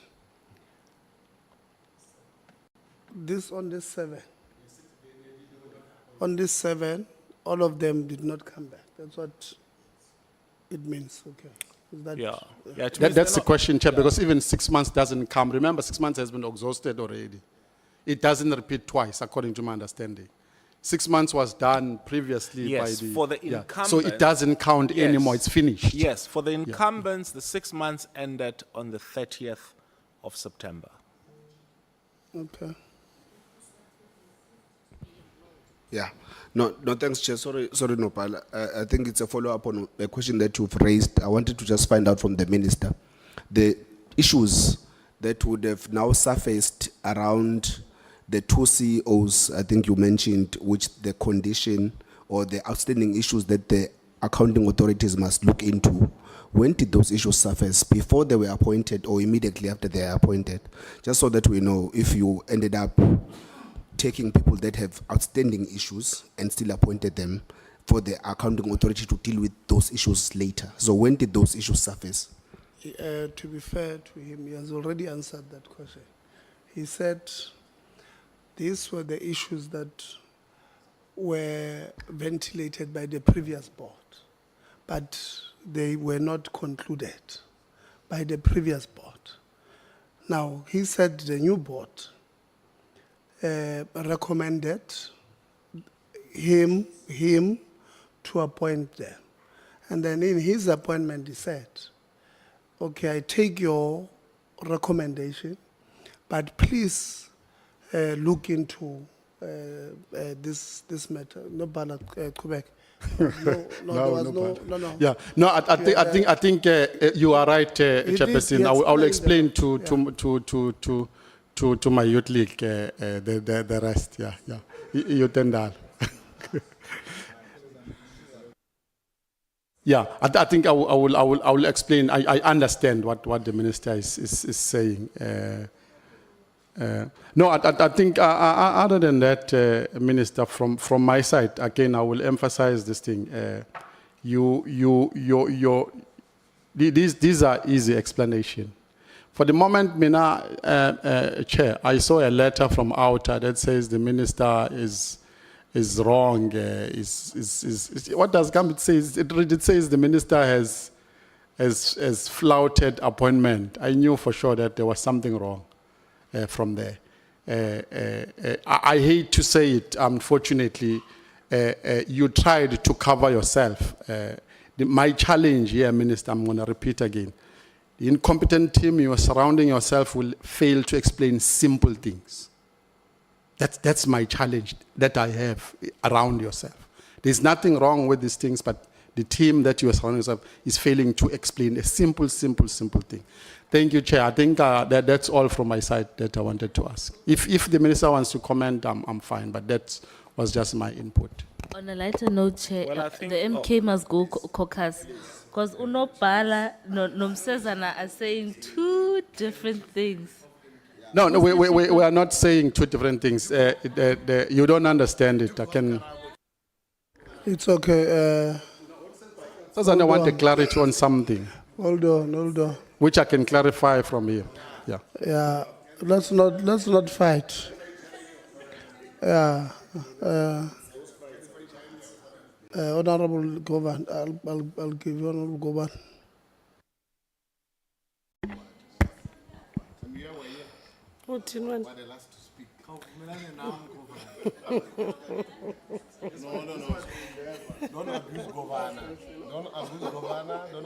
Are you tired, colleagues? Are you tired? No, we're not. So why don't you allow Honorable Governor to speak? No, please, you guys. Honorable Governor, please come through. All right, sorry, Chair. Yeah. Thank you. Chair, I will not be long. Greetings to yourself, honorable members, Mphathiswa neThimba lakho. I think I will submit more of my questions and clarities. I will write them, Chair, but I will have to just ask or advise on 2 or 3 matters. Maybe one, let me first go to the former chairperson's presentation. Is she still up there?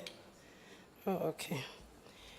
One, I think presenting her challenges or difficulties in the department and not being specific is dull, is not going to assist the department to improve, because we do not know how to follow the allegations she has made.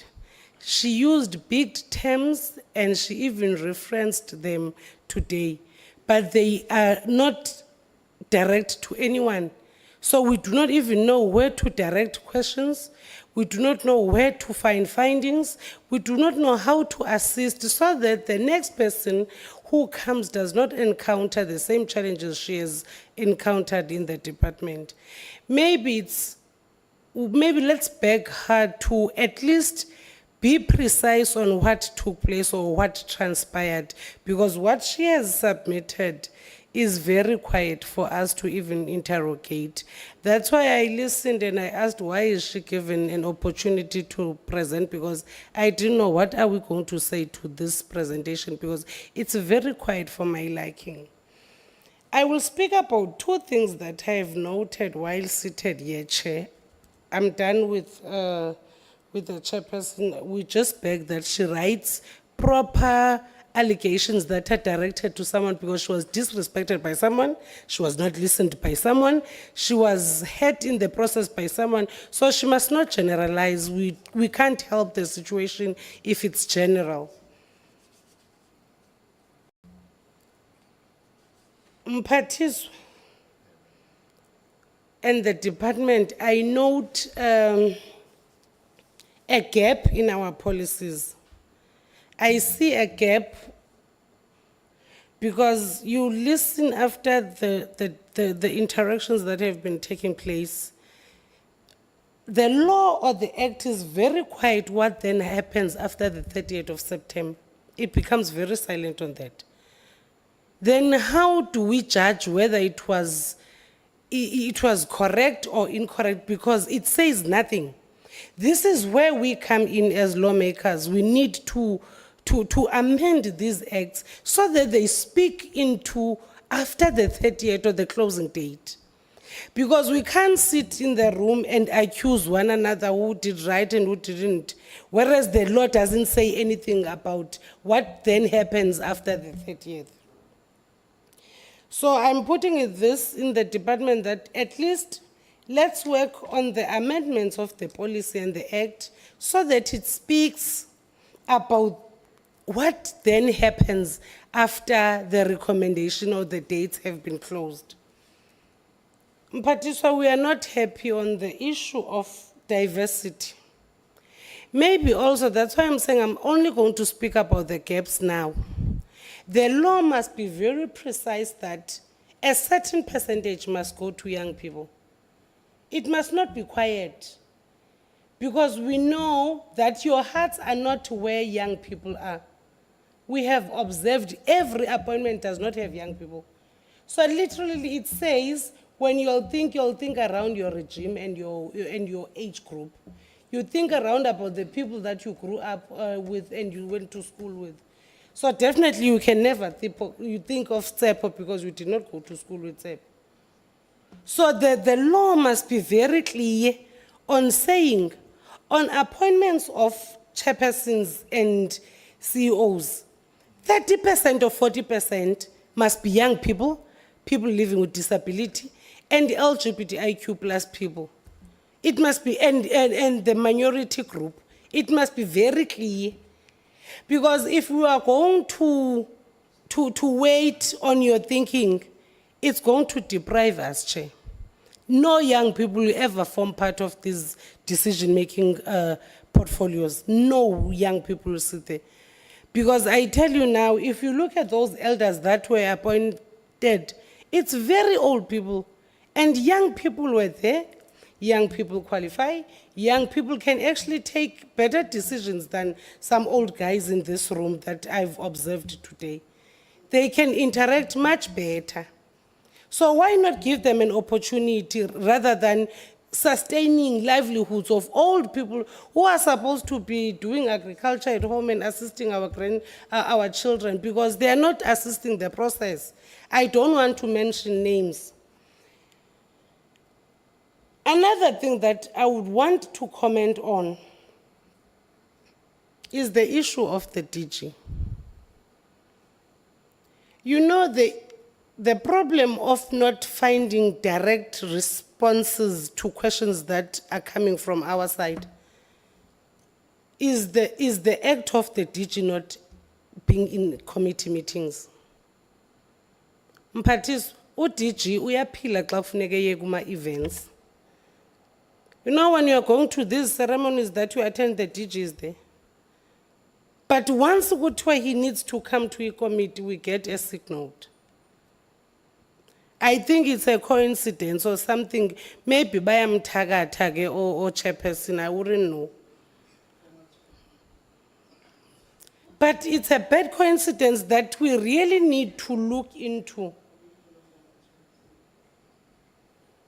Even though I was watching very close today, the acting DG, there is something that I loved that he does not do, that the DG does. Xa ihleli pha, uhleba imini yonke uDG. So umanzini uyihlalele lapha ubambile indawo yakhe uyithulele uminister uyayiphendulela. Even the responses that you gave into the house, we can actually say they come within your knowledge. Because uDG xa ihleli pha will whisper throughout the session from 10 till 10, he's whispering wrong recommendations and responses to the person that he should be assisting. Ndifuna ukusondela ke ku-Honorable Ngubane that we might think there is a problem, maybe, okanye this department is bewitched. But I solely believe that if those comrades that side can strengthen their socks in assisting in responses and doing their work, we might not have a problem. The policies, Minister, do not talk to time frames.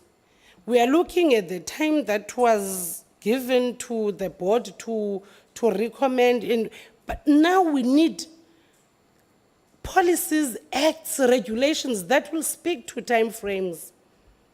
Because we might not have the problem in the previous administrations. But now we see that South Africans are interested in finding proper time frames so that the adequate or the diligence that is supposed to be done in appointments and recommendations is done properly through time frames. Then it then says we must go to our policies and regulations and amend them so that when you come and respond, we will question you on not working towards the policies and regulations. But you being seated there now, we notice that you have not dealt or you have not offended any act in terms of law, because the law stops and then you have to continue on your own, and the law does not assist you to further take actions. And maybe I need to beg your people, Minister. It is not always important to respond, nor to talk. Sometimes you can sit in a room and say nothing, it is okay, rather than to respond to something that you know of. Rather than to complicate a matter even worse. A person is given 2 ears and 1 mouth, meaning it is very important to listen than to talk. So keeping quiet is okay.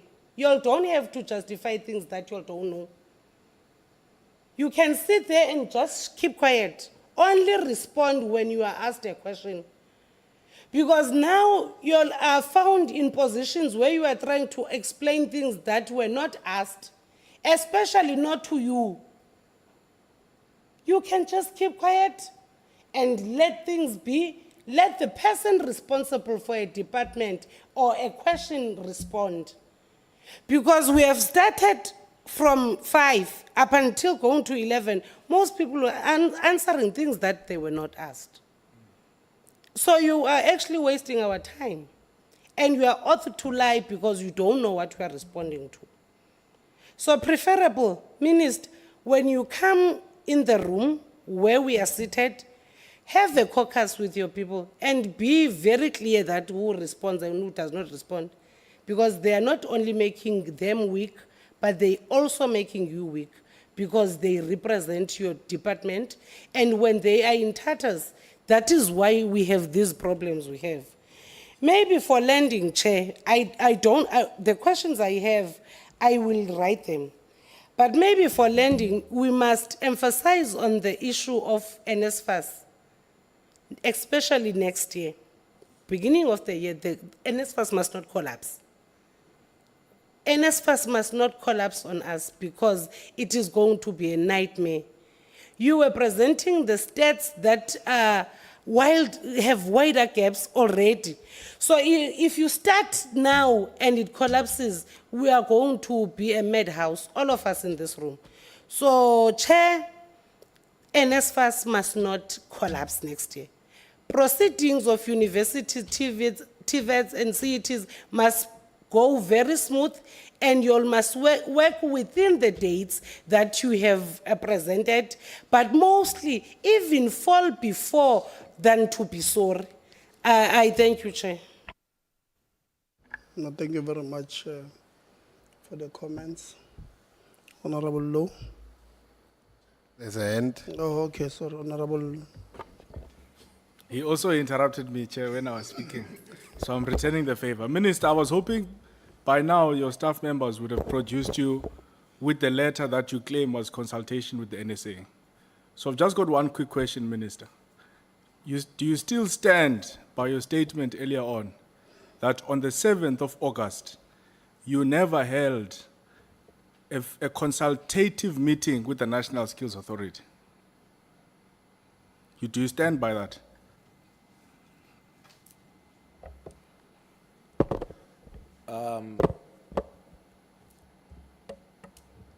Okay, so I don't know what date you referring to, but as it relates to the putting SETAs under administration, I have not had a physical meeting with the National Skills Authorities Board. Now, thank you. So it means you stand by what you said. This is why I'm asking you, Minister.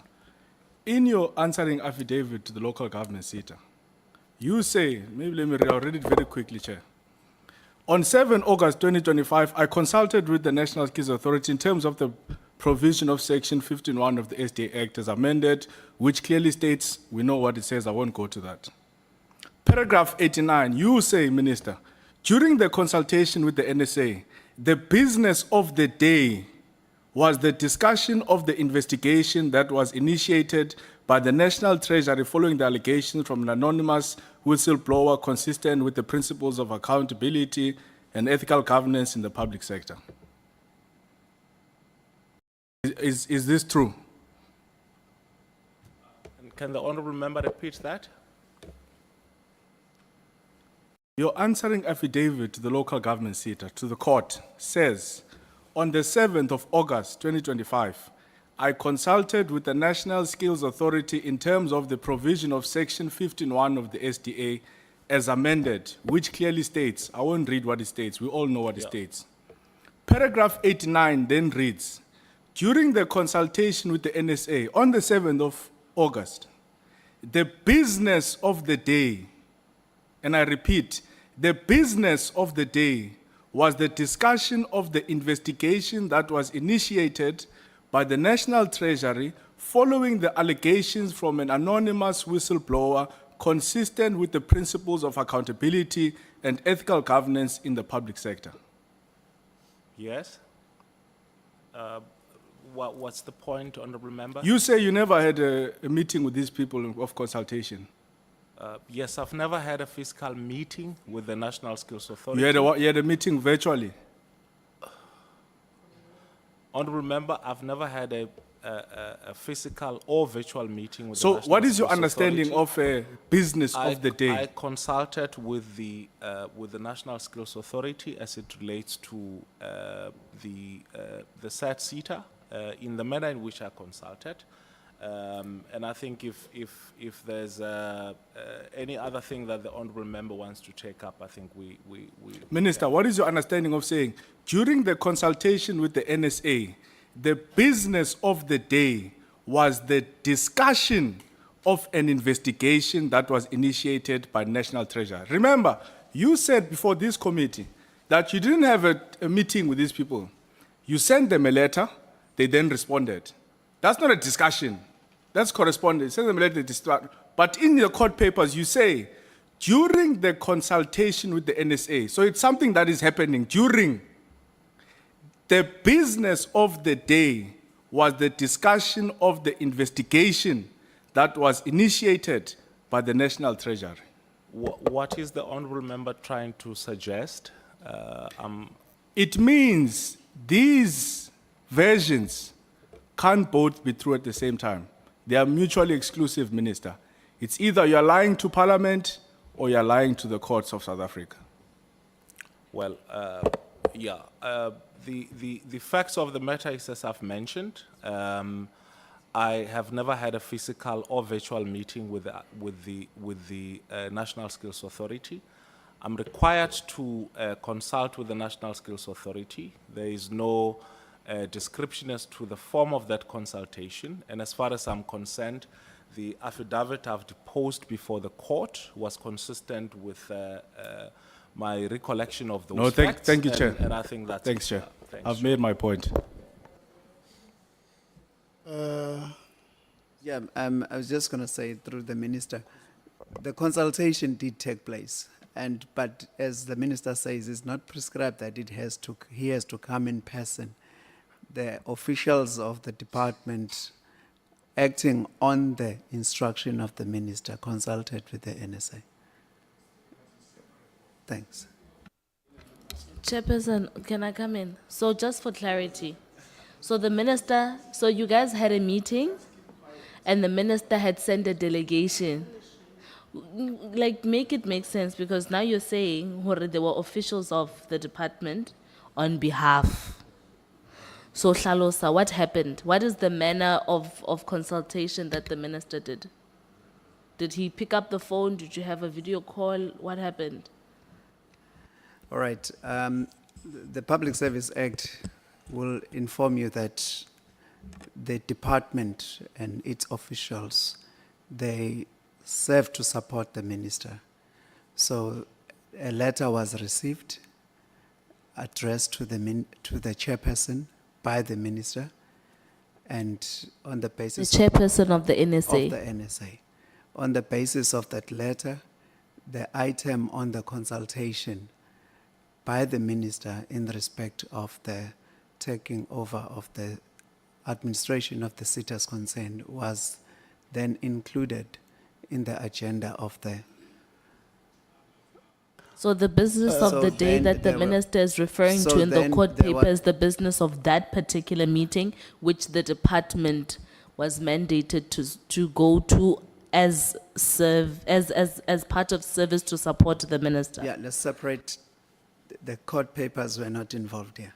So I'm just saying, then the item was placed on the agenda, then there was a presentation of the case to the NSA with all the issues involved, and there was a discussion, a resolution was taken, and an advice to the minister was then written. Okay, Mr. Kuzwa, what act is this? Guides you here? The Skills Development Act, sir, Yeah, which act, which section? Section 15. Can you open it there? I It's have section it. 15(1). Section 15(1). Yeah. What does it say? The minister may, after consultation with the National Skills Authority and the SETA in question, direct the Director General to appoint an administrator to take over the administration of a SETA or to perform the functions of a SETA. If the SETA fails to perform its functions, Okay, Okay, it's those fine. ones. But the first line there, what does it say? the minister may, after consultation with Hold the on. National Skills Does Authority. it say or delegated per se? No, it does not say. Yeah, you see, that's why I don't understand why sometimes that question was not asked.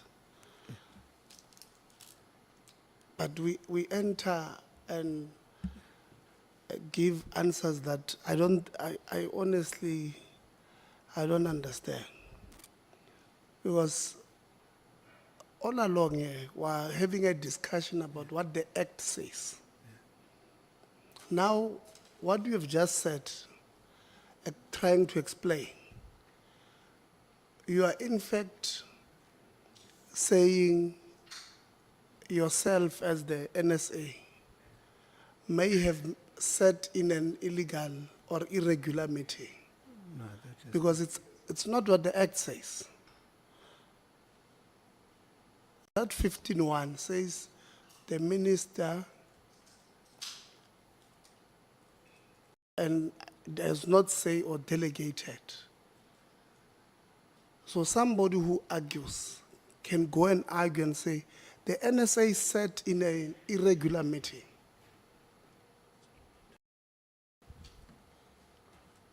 And discussed the contents of, because the minister had responded and said, I had consulted, I'd written. Yeah. You are saying, okay, Honorable Lonzi says, no, that's not entirely true, there's this part.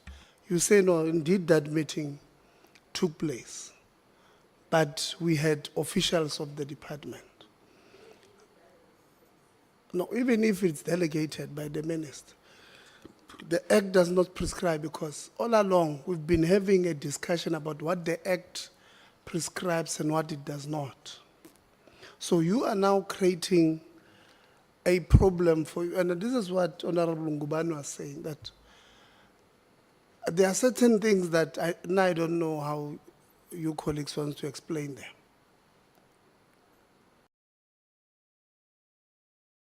Because the Act, that's why I said read it. Because you are saying he consulted through the department. If the Act wanted to have that provision, it would have included it. It does not include it.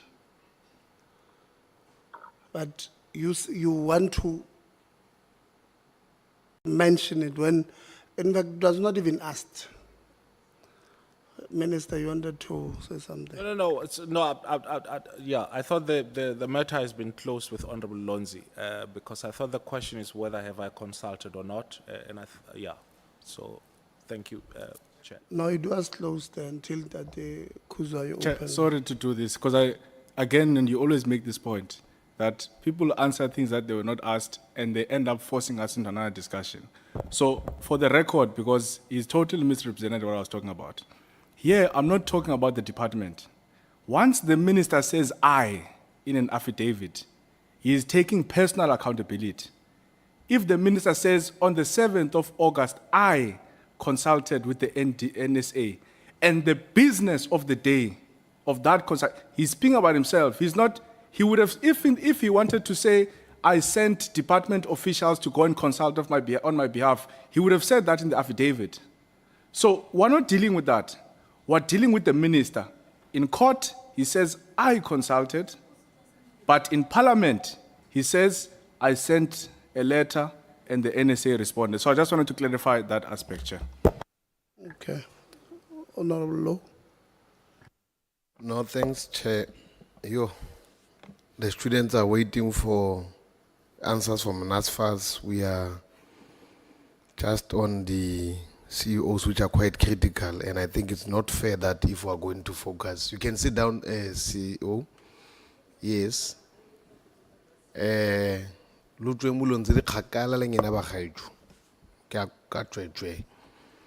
First and foremost, I want to welcome the presentation by the former chair who could have resigned from the board. And I hope she could have done it also to the board, also to give them a proper, well sent off lecture that I think it has educated us well onto the systems and structures. Let us welcome it firstly. And secondly, I would want to, I don't know if she's still there. I wanted to ask a few questions, Chair. The first question I want to ask is that, has she ever written a letter to the minister, or has she ever written a letter alleging that the CEO, the acting CEO, is a problem in the board, or there are issues with the acting CEO? I'm basing this because the presentation did not have any other person that she could have apportioned it to. So I wanted clarity from there. That's my first question. Thanks.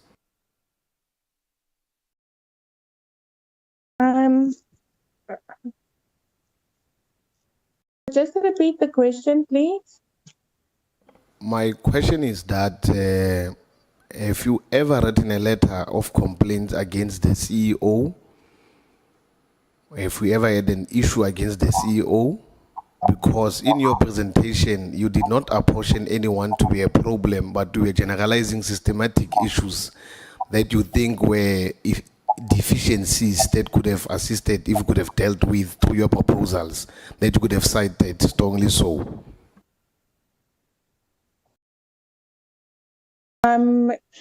Yes, no, I didn't in my presentation name any name specifically. I did write the minister a letter on various governance concerns.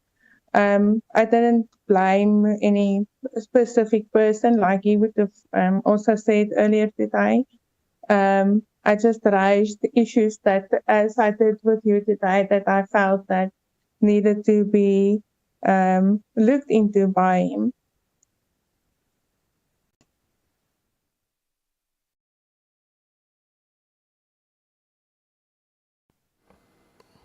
Doc?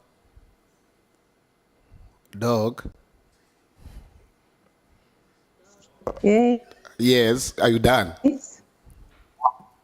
Yes. All right. I wanted to, okay, Minister, have you received a letter from the dog that had a complaint directly about the CEO or the NEDDG of the branch that NSFAS fall off? I want to get to that because dog is saying she never complained of any individual, but I want to get it from you because the letter was written to you.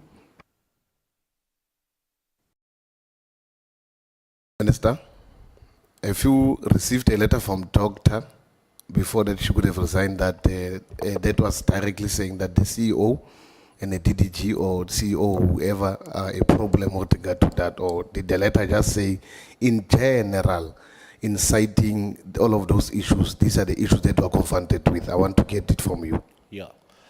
I think, like I said earlier, I think on the Thursday before the chairperson's resignation, she wrote me a letter detailing some issues that she was concerned about. We can copy with the permission of the former chairperson, we can copy the committee that letter. And I immediately asked for a meeting with her. Then there was the board meeting, I think, and then on the Sunday after that board meeting, before our meeting, the chair then sent a letter of resignation. Yeah, so there was not sufficient time between me handling the issues that she's raised with me and her resignation, which was, I think, about 3 or 4 days. And at the time, I don't think I was even... In my question, I wanted to check, did she single out the CEO or any other DDG as part of the systematic issues or problem that are confronting the entity? Or did she generalize like she's saying now? That's what I'm trying to get. Yeah, I don't remember any specific mention of individuals. Yeah, but I stand corrected. No, you can therefore share the letter with me. My last question to the former doctor, I would also want to check. She's former chairperson. Former chair. Sorry. Former chair. She's still a doctor. Yes, she's still a doctor. Yeah. Should we worry about the quality of your questions? No. What becomes quite important, I would also want to ask a last question to you and then focus on NSFAS chair, because I think it is quite important that we deal with, we give a fair chance for students to understand the state of readiness of National Student Skills Fund, because most of the members would have dealt with issues of the appointments of the SETAs. I'll submit my questions on that to the secretary so that the minister must respond directly. And then I think I should deal with issues of NSFAS, because I think it's only fair that we get to know and understand the details as to how ready we are. And CEO, I want to start with a question that says that as NSFAS met its commitment to finalize all outstanding student allowance payments for the 2024-25 academic years by 31st of May 2025, as you could have said, so that we're able to start it from there. Thanks, Honorable Law. I think you mean by 30th November, right? Not 31st Yes, May. yes. Yes. We are on track to complete all outstanding disbursements. It's what we call our mop-up payment. So it's all of the payments that we would have not completed in the normal scheduled 10-month disbursement. That is scheduled for this Friday, and we are on track to complete that. Okay, thanks. The other question I want to pose is quite significant that I think Honorable Khaba could have touched it. And then I would want to check because my worry is that there's an outcry of those who are out of campus as providers, whom they either accused of harming our female learner students whom are not paying due to allowances, and it's either they are removing students out of their accommodations. So I would want to know what steps has NSFAS taken to ensure that timely payment of outstanding claims from private accommodation providers are being done in this particular academic year. And then if so, we have not yet done, how many claims remain unpaid, and what is the total of these outstanding payments? Thanks, Honorable Law. So when we would have done the presentation, I think we would have indicated that we have about 48 million rand in outstanding accommodation disbursements to accommodation providers, which we intend to settle, as I would have indicated in the previous response, by this coming Friday. We don't have more than 1,000 students which need allowance mop-ups that need to be done, and that's on the TVET side, which again we intend to conclude before the end of November, which I think then would bring the 2025 academic year disbursements to its natural conclusion. What we are focused on is strict adherence to the academic calendar for 2026, which means strict receipt of registration data, and I think in the previous presentation we would have interrogated that, because should we receive the right data for the correct students on time, it will ensure that as an NSFAS we can make timely disbursements to students between February and October, as is our planned disbursement schedule. And we can not put any student in a position where they are required to be transactional in any means because they've not received their NSFAS allowance. Secondly, to prevent the issues that we've had in student accommodation, we are pre-planning. We're doing a pre-assessment of all the available beds that we have per campus versus the anticipated registrations to illustrate where we have enough capacity to accommodate students in student accommodation. Where we do not have enough student accommodation, we will encourage, if possible, students to rather opt for the transport allowance, if that is feasible. Obviously, if they live 400 kilometers away, the transport allowance doesn't become feasible. But if students are required to reside in unaccredited accommodation, we will be honest and transparent about that there. The second thing is that we intend deploying full-time capacity to institutions of higher learning to support the placement of students in student accommodation, to ensure that they are placed in places which are safe, accredited, that the lease agreement is signed on time, so that accommodation providers can also be paid consistently on time throughout the academic year. So I think that is our intention that we intend to execute on. And of course, that is a public commitment that we are making. And we know the portfolio committee will hold us accountable on those commitments. Thanks very much. The other concerning part of the student is that we would want to check what systems or technologies have been introduced to detect or prevent ghost student claims, because it has been an issue of the past, and I want to know, have we ever had to, at this particular opportunity, you being an acting CEO, have you ever met an issue of ghost students, And if there are any good students, what are the deficits for the good students as so far? And then have you detected them and stuff like that? Thanks. Yeah, thanks, Honorable Law. So, in relation to ghost students, right? When a student is verified by NSFAS, their ID number is confirmed. The ID number that they'll input to our system is confirmed against Home Affairs. The ID numbers of their parents is confirmed against Home Affairs.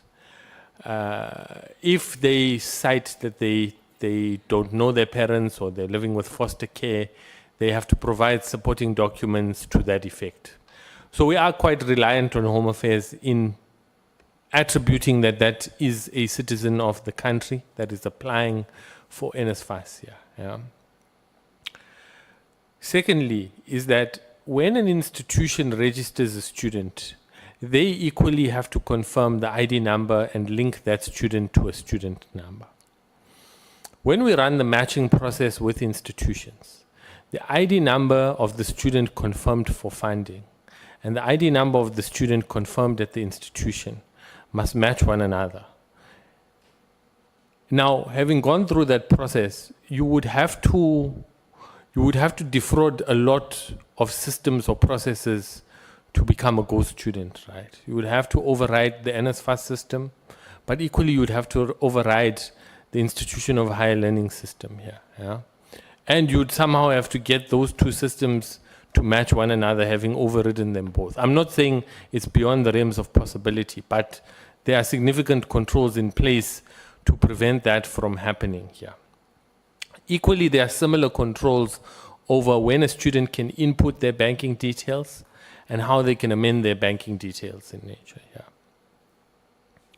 So, in my view, there are quite a number of controls which are in place, but over to that, we do additional tests. So, for example, our internal audit department will go and select a sample of students.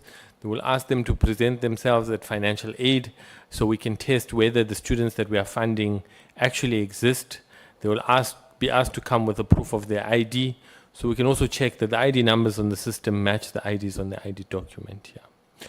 What the Auditor General is raising, which I have quite a bit of concern about, is that we are making incorrect funding decisions. So the Auditor General takes our funding decision, it runs it against databases like eNatus, UIF, CIPC, and it says the students that you are funding don't meet the household income criteria of 350,000. I haven't had enough time to interrogate what the Auditor General is saying. We've put a task team together to investigate all of these assessments that are being done. I find it quite strange that somebody whose income is less than 350,000, the Auditor General says there are a family that owns 2 cars. But by the way, it doesn't matter. You could own 2 cars and still have household income which is less than 350. But I'm saying it's a concern that's been flagged, and we will continue to investigate. You have never encountered any ghost students in the system? That's what I wanted to check. I agree with the systems that are in place to mitigate. Have you never encountered any ghost student that creates a deficit or a systems collapse as part of your systematic problems? That's what I wanted to check. I can't say to you that a ghost student has been presented as evidence to me, Chair. It's continuously under investigation, but I've not received a report to that effect. Okay, thanks. Thanks for that. I want to move, and I want to move to another question that says that there were allegations of systematic racism and bullying within NSFAS in governance structures. Slide 10 and slide 12 of your presentation. How true is this? What can you say as a CEO? Chair, I'm not aware of any bullying or racism that would have ever occurred in my presence here. You don't have any toxic environment in NSFAS? Chair, I can't allude to any toxic environment that has been present since I joined NSFAS. I'm asking this because there were a number of articles and there were a number of allegations, and as I could have asked the minister on the letter of the former chair, because of allegations would have seen that the former chair left unhappy, maybe, I'm not sure. That's why I wanted to clarify Parliament so that we can clarify that. Thanks. Yeah, thanks, Honorable Whip. So, unfortunately, the issue of the media is a little bit tricky because the resignation letter of the chair, including her letter to the minister, somehow found its way into the media. The media presented questions, I think it was the Monday or the Tuesday after the chairperson had departed, asking me specifically to respond to allegations that had been made against me. As you know, if you don't respond to the media, they will put a nice piece at the end of the article to say, we repeatedly requested comment from NSFAS and there was a failure to respond. So once you get questions, that is your right of reply in terms of the press code. As the delegated representative of the board, I drafted responses to indicate our view as to the matters of the former chair and duly responded to the media. I'd be happy to share with the committee chair the questions. It was from 2 publications. Business Day would have sent us questions as well as News 24. I'd be happy to share with the committee secretariat the questions we received as well as the responses that we provided. Just on this point, Dr. Stander, the CEO says he knows nothing about toxic culture of intimidation and victimization and all the things that you have identified. Have you, during your tenure as the chairperson of the board of NSFAS, ever brought it to this acting CEO's attention that what you have registered now is your observation during your tenure? Had you done any of that?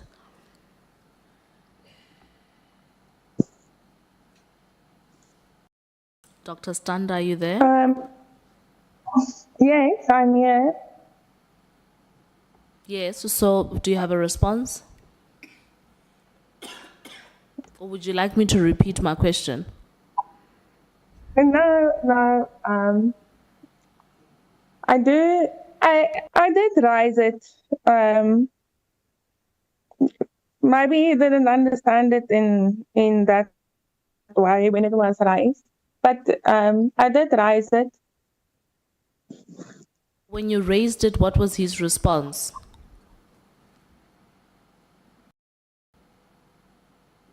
I can't recall word for word what the response would have been.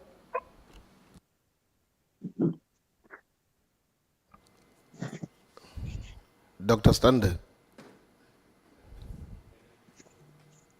Yes, sir. I also came across allegations that you have once written to outer to either attack the CEO or the minister. How true is that? Written to Alta to attack The minister or the CEO? No, I've never written to Alta to do any of that. I visited Alta with the former minister and the DG. We had a meeting together, all of us. I also had a meeting with the Alta with the acting CEO after the meeting with the DG and the former minister, with permission from the former minister. That is my engagement with Alta. Thank you. Okay, Dr. Stander, just for the record, you are saying you had a meeting with the Auta yourself, the DG, and the former minister. Yes, sir.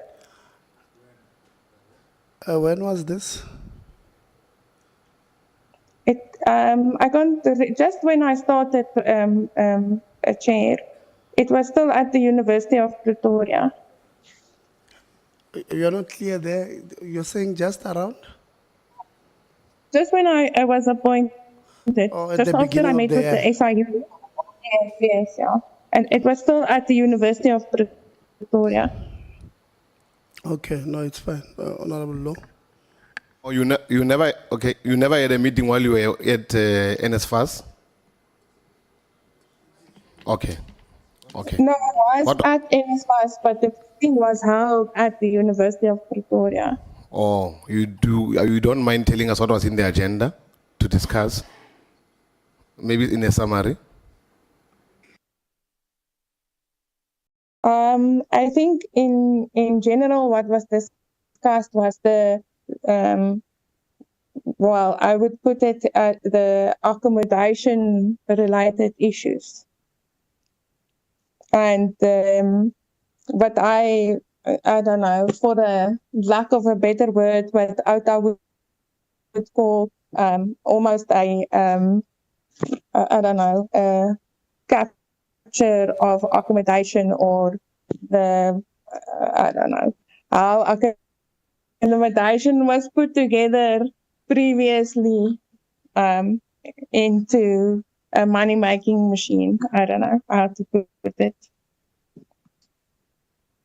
But I can tell you that engagement with ALTA and the previous engagement with the SIU has made me fear for my life as I'm sitting here. Wait, Chair. Doctor, I wish you could have maybe spoke out of the mic so we can hear you properly, because I would have liked you to repeat what you have submitted, because I would have wanted to know what was on the agenda without so that I can do my follow-ups as you go. So I'm not sure, you are not a bit clear. Don't you mind repeating yourself? I think can you hear me now? Yes, yes. The agenda was mostly around ALTA's investigations that they have been doing before our time on NSFAS, and the operational matters and inefficiencies and accommodation issues and accreditation. A lot of what the portfolio committee has raised, accommodation not being up to standard, that type of thing.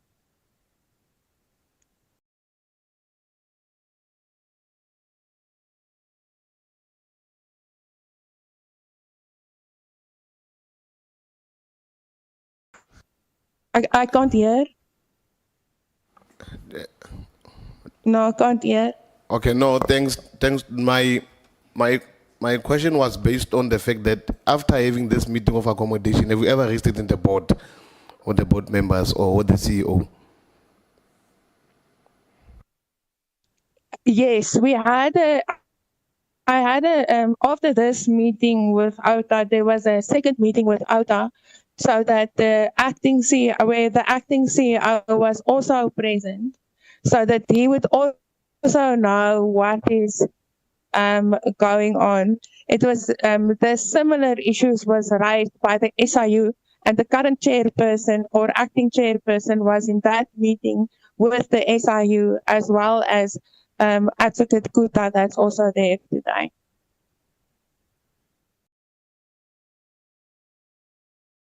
Dr. Standard, thank you very much. My time is up. I appreciate that you could have given that information. One will follow up to a letter, and then to check to those that you could have mentioned on the discussions and the agenda. Thank you very much, Chair, for the opportunity. So that thanks. Yeah, no, hold on. Susan, no, I'll give you just a few seconds. Advocate Kuta, what is your understanding of the King 4 code? King 4.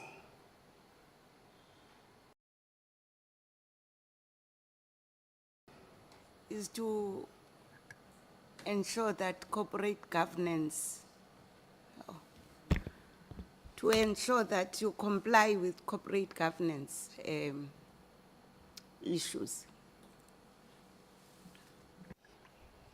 And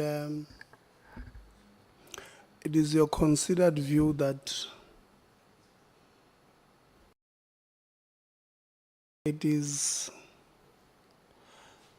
it shows good corporate governance when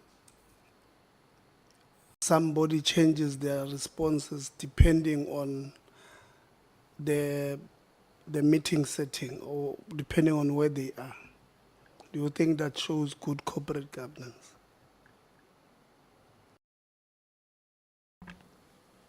Chair, Your question is tricky because I don't have the context. No, we're just in principle. We're going to go to context at the later Oh, stage. okay. We're still busy with principles. No, the principle, do you think it's good corporate governance for somebody? Or would that person show good corporate governance if their responses depends on where they are?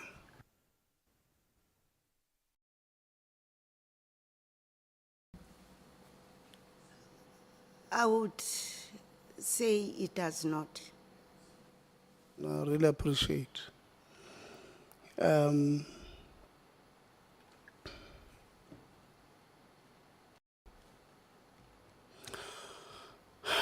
want to draw a picture for you, Minister, quickly.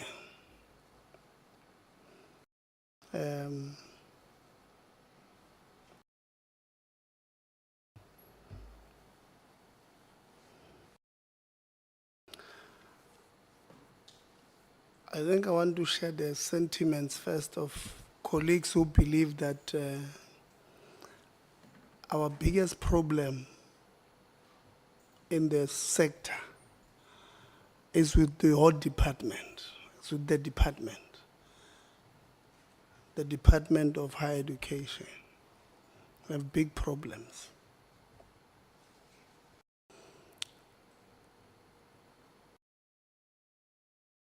On the 3rd of September, we had a meeting in Caledon.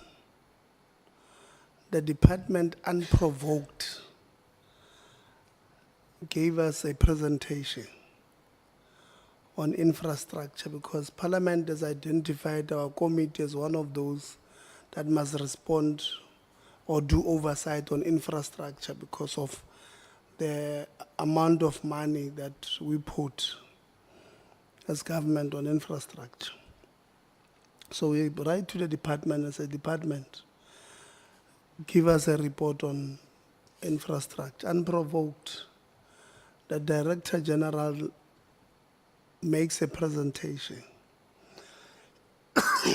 In the presentation, the Director General says, we have not spent this money on student accommodation for Majoba TVET College and Hertzbanda TVET College because we were awaiting ministerial approval. We sit here in this meeting just after the meeting of the 19th. I think it was on the 24th of October, if I'm not mistaken. Or something, 22. I think 22nd of October, or, yeah, it was not the 29th, 22nd of October. No, around September, I think 24 September. Honorable Zondo asks, it was, you were present in the meeting, asks this question. Then the DG, the acting DG was acting DG that day. Then he says, no, planning can answer it better. DDG Gasa gives a different answer. And he says, no, it was not a ministerial delay. But that was because the minister is in the meeting. And we believe that the department gives us answers depending on who's in the meeting. The DG, on the 14th of May, 2025, members asks construction SETA, why have you not implemented the Tuja report where we have spent 18.9 million of state resources that we don't have? The question was asked to construction SETA, the DG responds, unprovoked. He says, we have implemented, we're on high speed. We're implementing that. Hey, you are very far. Okay, hey, you are here in this vein, yes. 14 May. Yes. And I asked him, why are you answering why? Just like I was asking the Mabuse. Why are you answering why you have, what you are not asked? On the 19th of September, the last time the TG attended our meeting,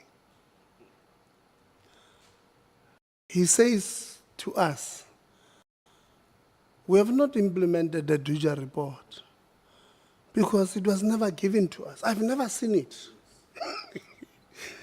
He says, I've never seen it. Yeah, then all of a sudden he says, oh. He wanted to Say it was contested and it was Yeah. tampered with, you can't implement. Yeah. So, this person, now that we know now, you know what we've known all along.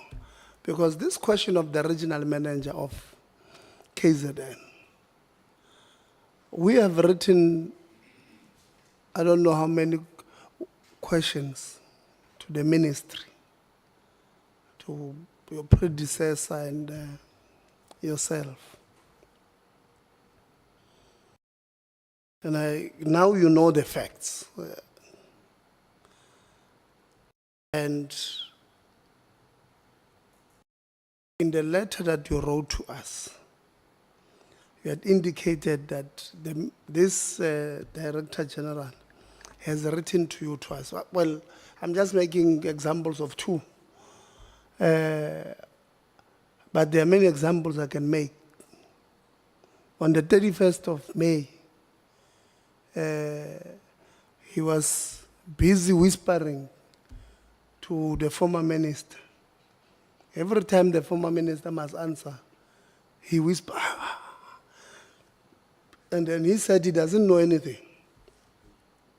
In that meeting, he commented, I think it was Honorable Kakao asked him a question. Okay, Abuti, because you are whispering, tell us what happened. Oh, the process was clean. You see, I've been a DG for some time. This is the cleanest process I've ever seen of this accounting authorities. This was 31 May 2025. On the 21st, when you took oath as a minister, on that day, no, on the 22nd, we had a meeting of the committee. Unprovoked, he said, before we close check, can I just say something? I allow him. He says, I'm going to allow you, don't worry. He says, Chair, I'm sure I'm speaking, and I'm quoting him verbatim, because I sat there and I looked at him and I said, Angiyazi le nto le. He said, I'm sure I'm speaking on behalf of all the DGs, that processes like this, if they're given to us, we'll run them smoothly. The problem is when we're not given space to work. In essence, a day after former minister was removed, he no longer knew. He was no longer, was excluded from this thing. Now, he has written to you twice. The only reason that we kept on asking you is because this memo, we've had it for some time. That I know in one of the answers he gave you, says the DG does not have delegation to appoint or transfer officials on level 14. This is one of his responses to you. But he does not tell you that it is him who wrote a memo misleading the minister that this fellow, Ngubane, is in the employ of basic education. It's him who wrote it. And said to the minister, this person is in the employ. When this person had resigned, we told him that's not, what you have said to us is not true. He said, no, it was a transfer in our meeting. Now, one member was asking you, I think it was Honorable Mseza, that what is the minister going to do in restoring, because haina double up, in restoring credibility in the department. You have a director general who, by the way, has cost the state. This person was supposed to have applied to be a regional manager. The state was defrauded. Yeah, the state was defrauded from this 2020. This person, even if you go through this document, you'll see, they sign it, I think in February, they say the transfer will take effect from October of the previous year. Moshapaga back pay.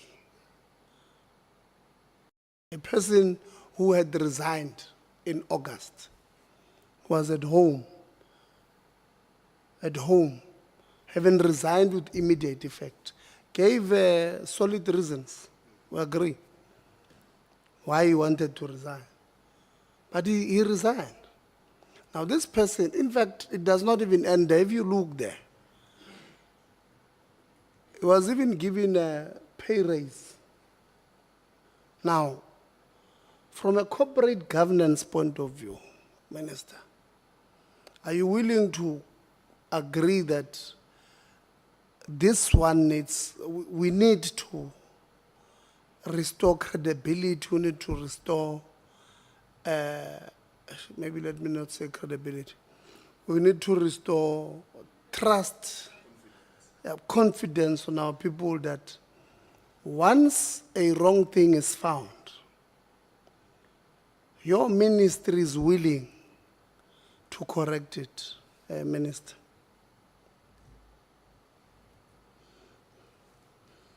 Thank you, Chairperson. I've just asked acting DG Zungu to just write me the chronology in terms of time. So when you see him whispering or sending something, please do not crucify him. I've asked him for that chronology of events. When we had the debate on the budget vote, Honorable Msezana mentioned this case as part of the debate. And at the time, as part of the debate, I indicated in my response that we do not act on the basis of allegations without investigations. I mean, without evidence, and so on and so forth. And true to form, as soon as I took oath of office, Honorable Msezana quickly reminded me by writing me a letter, specifically, informing me of the details, because at the time when I received the letter, all I was aware of was the statement Honorable Msezana had made in Parliament.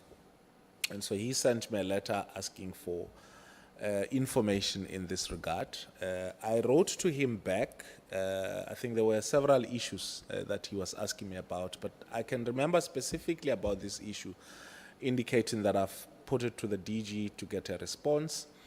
And subsequent to that, Honorable Msezana asked me, what have I done? I told him that I have received a response from the DG, which I'm not happy about, and I have asked for more information.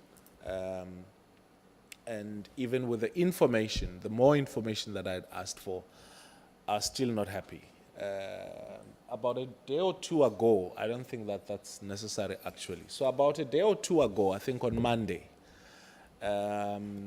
the information which I am made to believe has now been sent to the Secretariat today was brought to my attention.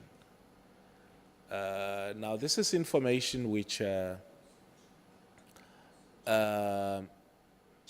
sorry. Chair. Actually, the minister is speaking on the order of events. He only spoke about the first response from the DG, not the second one, which he has alerted that it was on the 30th of No, October. he's responding to my question about the good corporate governance. Okay. Yes. Okay, so I think that the point is that that information which we've now sent to, which have consistently, indicated to the honourable members that I can only act on the basis of information. So that information we've sent to the Secretariat, and that's the information which I'm going to be applying my mind in terms of what action is to be taken. I must emphasize, since Chairperson referred to King 4, that just like any other matter, this matter will be dealt with legally and rationally, and so on and so forth. I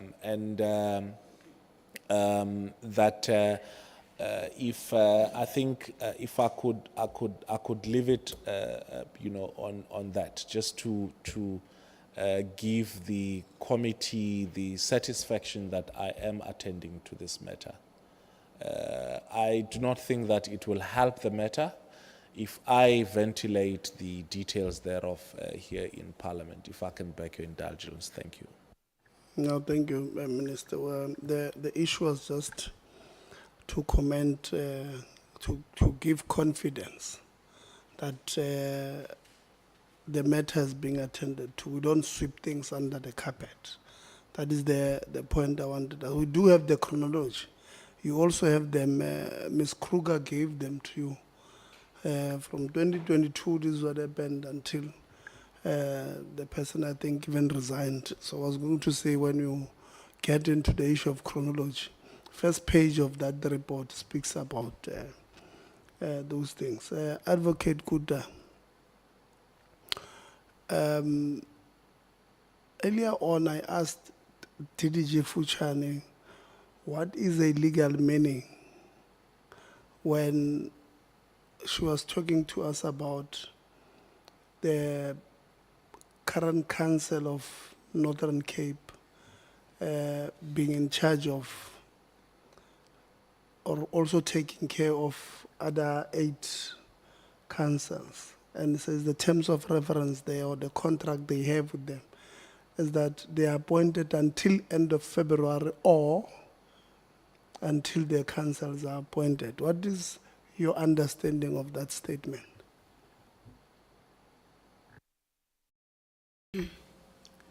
Chair, I do not want to mislead you mislead the committee. I'll need to go and check what the SETA Act says, and I do not have a copy right now with me. Okay. I'm not asking specifically about, I'm just making an example. Not specifically about what it's, but if a contract says, Deboho, like me as a member of parliament, deployed by the ANC, our contract says I'm appointed until the next elections, or if the ANC removes me. What does that, what is your understanding of that statement? Does it mean that if the ANC doesn't remove me and 2029 elections come, I can still continue to 2030, 31, 32, and all of that? Does it mean that thing? It's not a trick question. I'm just trying to understand. I see you think we're trying to trick you. We're not. We're just asking a legal understanding. I think it's a very simple concept. Yes, Chair, you can say it is simple because you do have the context of your question. But in my view, any contract would be would be allowed to run in terms of what is in the contract. If the contract says, come 2029, you should be out, I don't see why you should not be out when the contract says so. However, if your understanding of the contract is different from the person you had a contract with, you might find that there is now a dispute that has been a dispute that has been declared. That is why I'm saying, Chair, it depends on the understanding between the parties who are parties to that contract. Thank you, Yeah. Chair. So when people draft contracts, you are a lawyer, you draft contracts all the time. What would be the reason why there must be a date, a specific date?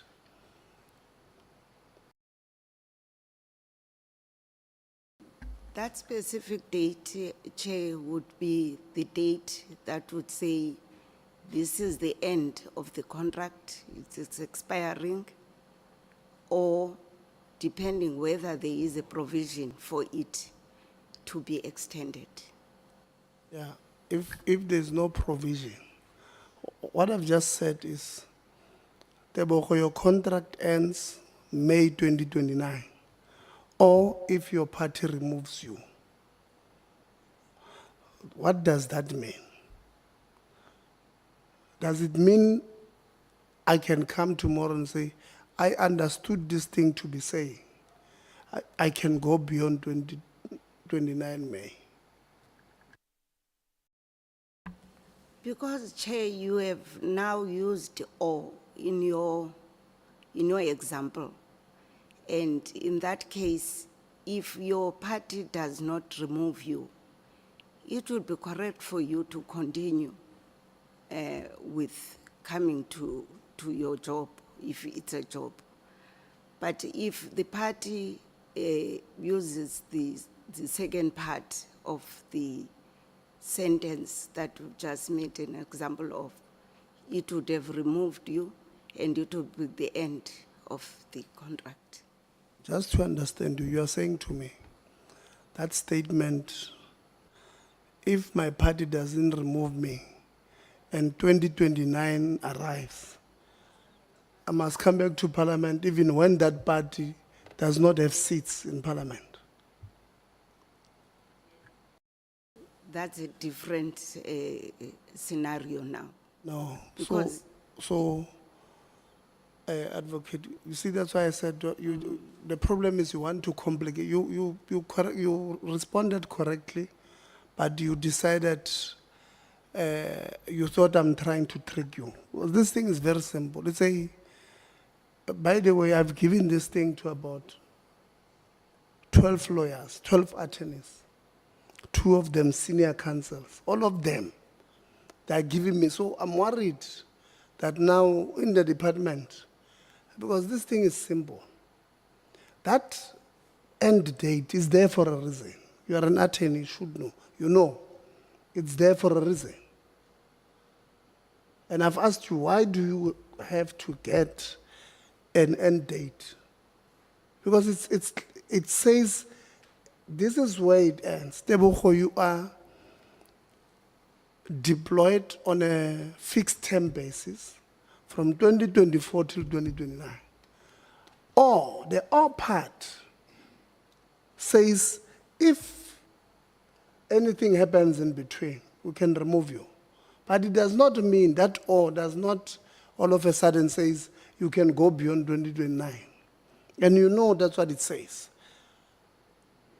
It's a fixed term contract. It gives you start date and end date. And then says in between, if you don't perform, if you are declared something and something, we can remove you. That's what but it's okay. We won't win because you thought it's a trick question.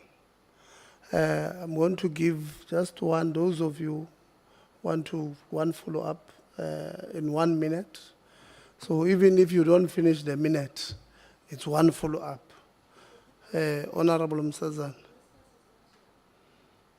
No, thanks, Chair. Mine was the fact that I was not satisfied by the response of the minister in and around the consultation process. The minister did not give us the consultation process, how it was done. You said, however it was done, you did it.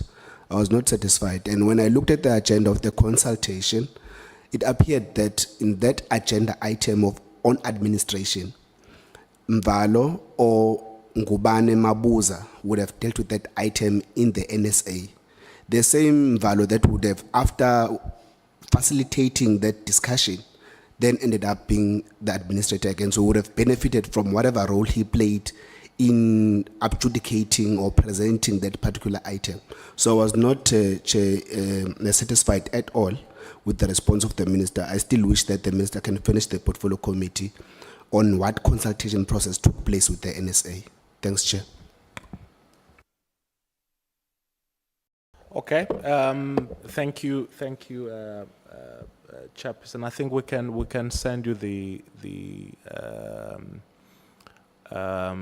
details. I think in one of the requests that the committee had made was, if I'm not mistaken, specifically in terms of the consultation with the NSA and how it was done. And I think we can give you some more information on that, over and above what I've said in the committee. Also, I'm not sure what the benefit to Mr. Mvalo is, but I think it's something that you'll probably explain. Him benefiting from the process, what does that mean? Chair, so the item on administrators there at the NSA consultation meeting, which took place in your absence, the item was dealt by, it says Mabuza Ngubane / Mvalo, or Zugile Mvalo. So either of the two would have facilitated that process. So I'm saying if Mvalo adjudicated or presented that particular item, then after presenting the item, it gets passed or you get the recommendation to put the SETAs under administration. And he so again happens to be the person that then benefits to become the administrator. So he would have participated in giving you the recommendation as part of the collective of NSA, then later benefits again to be the administrator of the same process that would have adjudicated or would have participated in. So in essence, I'm saying he was conflicted and he benefited as such. So it wasn't so by in his recommendation or whatever process that would, whatever participation he would have had. Well, I don't know. I mean, unless if you suggest that he knew that he was going to be the administrator at the LG SETA, then that becomes a completely different ball game. But also, I don't know how is it a benefit.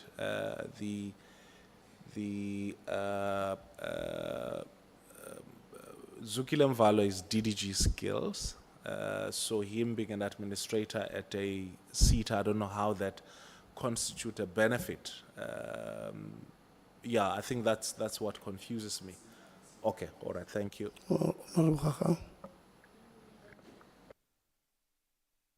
A few things, Minister. One, I want you to please We did say one thing. Yes, I'm gonna. I have 1 minute to make my follow-up. I'm making. 1 point. Oh, You said 1 minute. yeah, I said, So if you ask 1 point and it's still less than a minute, that's what I said. You don't have to take the whole point, the whole minute. No, The follow-up, no, the follow-up is on 1 point. No, but like you Honorable giving me a minute. Ngubane? Can I decide what I do with Yeah, the minute? it's like the contract, whichever comes first. Honorable Ngubane, she wants to think which one she's going to prioritize. I think, Chair, mine, it was again on Doctor. Is Doctor gone online? I don't know, that USB that has been given to the SIU, did the SIU ask for that? I think, Minister, that the USB, that the evidence that you got, will it assist in terms of SIU investigation, or what the USB pertains to in a nutshell that you were given? And my intriguing was to say, why was it submitted to the SIU? Did the SIU requested for it, or if you can assist on that, Minister?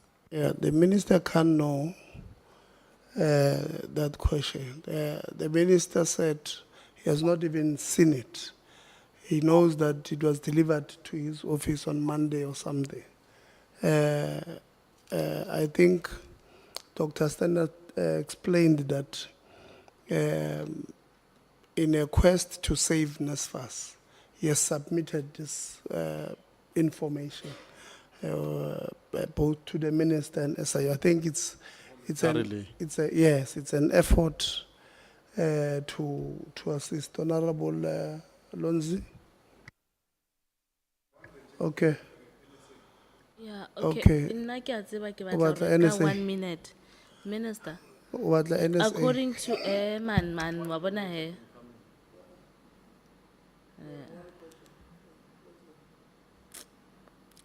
How sharp.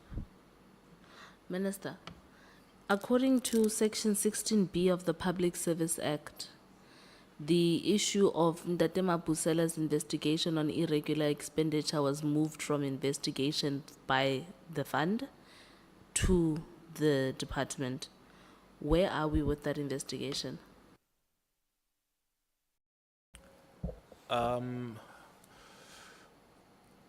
I don't have any documentation in front of me that speaks to Mr. Mabusela's investigation or anything of the sort. I've learned of this in the media, through media questions. I've asked Mr. Mabusela himself to give me a report. And as far as I'm concerned, I think information pertaining to all of these things, is somewhere in the department. It's not yet on my desk. And I think as soon as I have that, I have sight of that, I've asked for all of that information. As soon as I have sight of that, then I'll determine the way of action. I'm asking, Minister, because this is something that you should have known as a thing. So you knew that Dr. Mabusela left the National Skills Fund under the reasons why he left. And when you appointed him, I'm assuming that this is part of what you were supposed to consider. So it's not a case of you appoint him as acting DDG skills, and then after you go find somewhere in the department where you don't know, but perhaps the Director General and Natema Butsela would know where that is, if you follow me. Because I think for me that is reckless to make the appointment without having ascertained yourself what the status of Natema Butsela's investigation for 1.3 million rands worth of irregular expenditure is. Well, I maintain, Honourable Member, that I wasn't aware of the investigation. I became aware of the investigations when my office received media queries, and I'm awaiting full details in relation to this particular case. Thank you. Honorable Lonzi. I didn't want the board member of NSA to travel all the way to Cape Town and not even say one word, Chair. That would be wasteful expenditure. So I've just got one question for you, NSA. On the 7th of August, did you have a consultation meeting with the minister where during the consultation, the business of the day was discussion of the investigation that was initiated by National Treasury following the allegations from an anonymous whistleblower consistent with the principles of accountability, ethical governance in the public sector? So I'll repeat it again, and I'll make it even shorter. On the 7th of August 2025, did you have a consultation meeting with the minister as the National Skills Authority, where the business of the day was discussion of the investigation that was initiated by the National Treasury?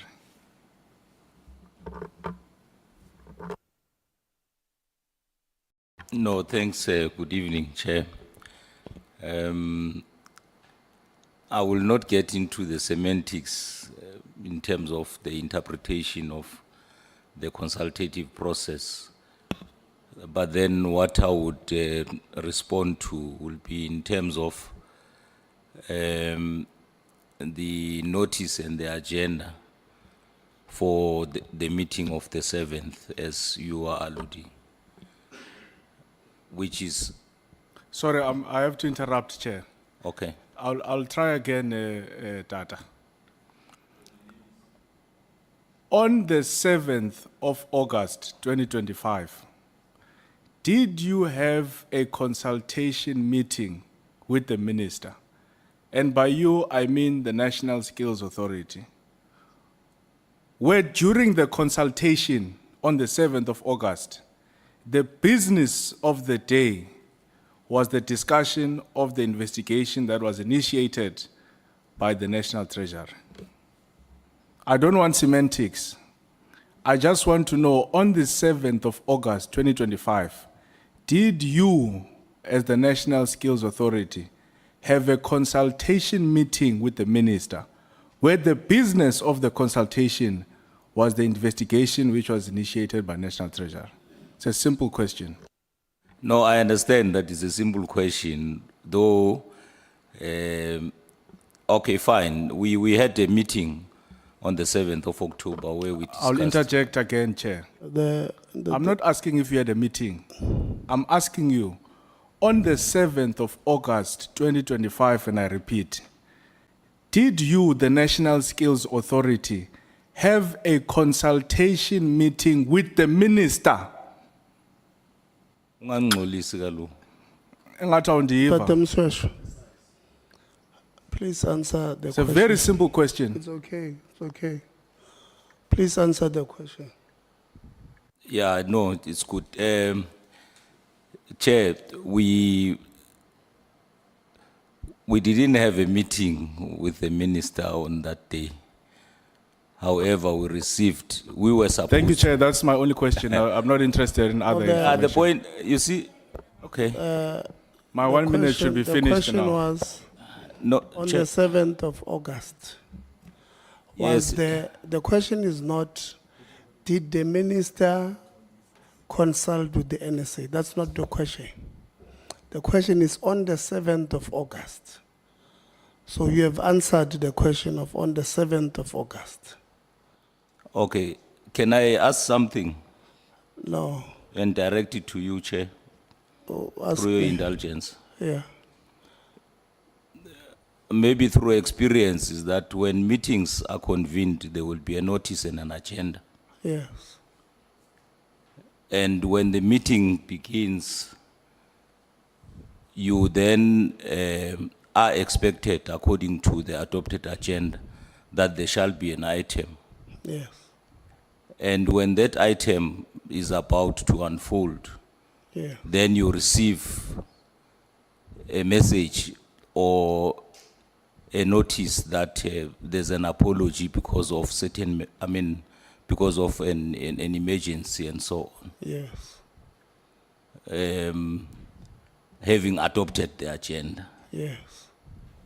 So that is why I was trying to explain. I'm not coming back to that fact. I'm just also to put an indulgence on organizational processes that have to be appreciated. Thanks. Yeah, so it's not also assisting us because just because we have adopted a 3-month program, it does not mean we've had a meeting with the NSA. So let's say we're going to meet with you in February as the NSA. We have not met with you, but we have adopted our program. So it does not help us in getting to what the questions are. So the question is, on this particular day, in which you have answered.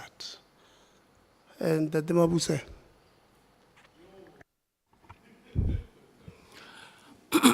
Thanks very much, Chair. Yeah, I was really hoping that you'll give me this chance, the right to respond. And I've done so, even in the article that the honorable member is quoting. But for starters, that article, Chair, if one, What are you responding to? Honorable Kakao, No, Honorable Kakao asked the minister. Arulukise mona about- chair. Askis. Arulukise mona. Svansaka sa kakao. No, I'll fix it. It's Honorable Kakao. And she was asking the minister about when he appointed you to act, if he was aware of the allegations. So there's no need for you to respond, because the minister did respond. it's fine, Chair. They'll take the direction of the minister. She has given that direction. It's a propaganda on steroids. Okay. Ogana tima mic and the mabusela. The minister responded. Wabo. Yeah. So I want to thank you, the members. What is the you are not asking anything? No, it's just our people here, we are winning a by-election, third councillor in Ilembe region, so we must report when our people are saying we must report. MK Party is winning the third councillor in one region. So it's just... Okay. Hey, now we are going to create a problem. Mabebuya khamba thina, Chair. Mabebuya khamba thina. Congratulations, So congratulations, Okay. congratulations. Thank you. Winning is nice. Thank you. I've also just received an email and inviting me to the Ukrainian embassy. So, no. I'll speak to Honorable Msazana to tell me which flight to take when we go there. Thank you very much, Minister. Acting DG, acting DDG, NSFAS, acting CEO, NSA. Dawetu, must refer to you as a former board member. I'm joking. Board members of of NSFAS. Yeah, no, it's almost. Yeah, it's not yet dissolved. Almost. Advocate Kuta, thanks. The team from the department, Mampi, our colleagues from Parliament, the members, thank you very much. Honorable Law, what is the point now? Chair, thanks. Can I propose that before we close, you take Advocate Kuntat for lunch before next year, 2026? Thanks. Seconded.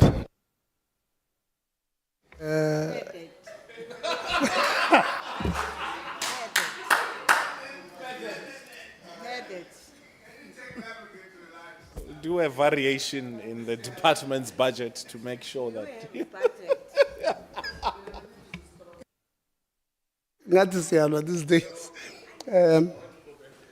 But yeah, thank you very much. We took longer than we thought, but we needed to ventilate on some of these things because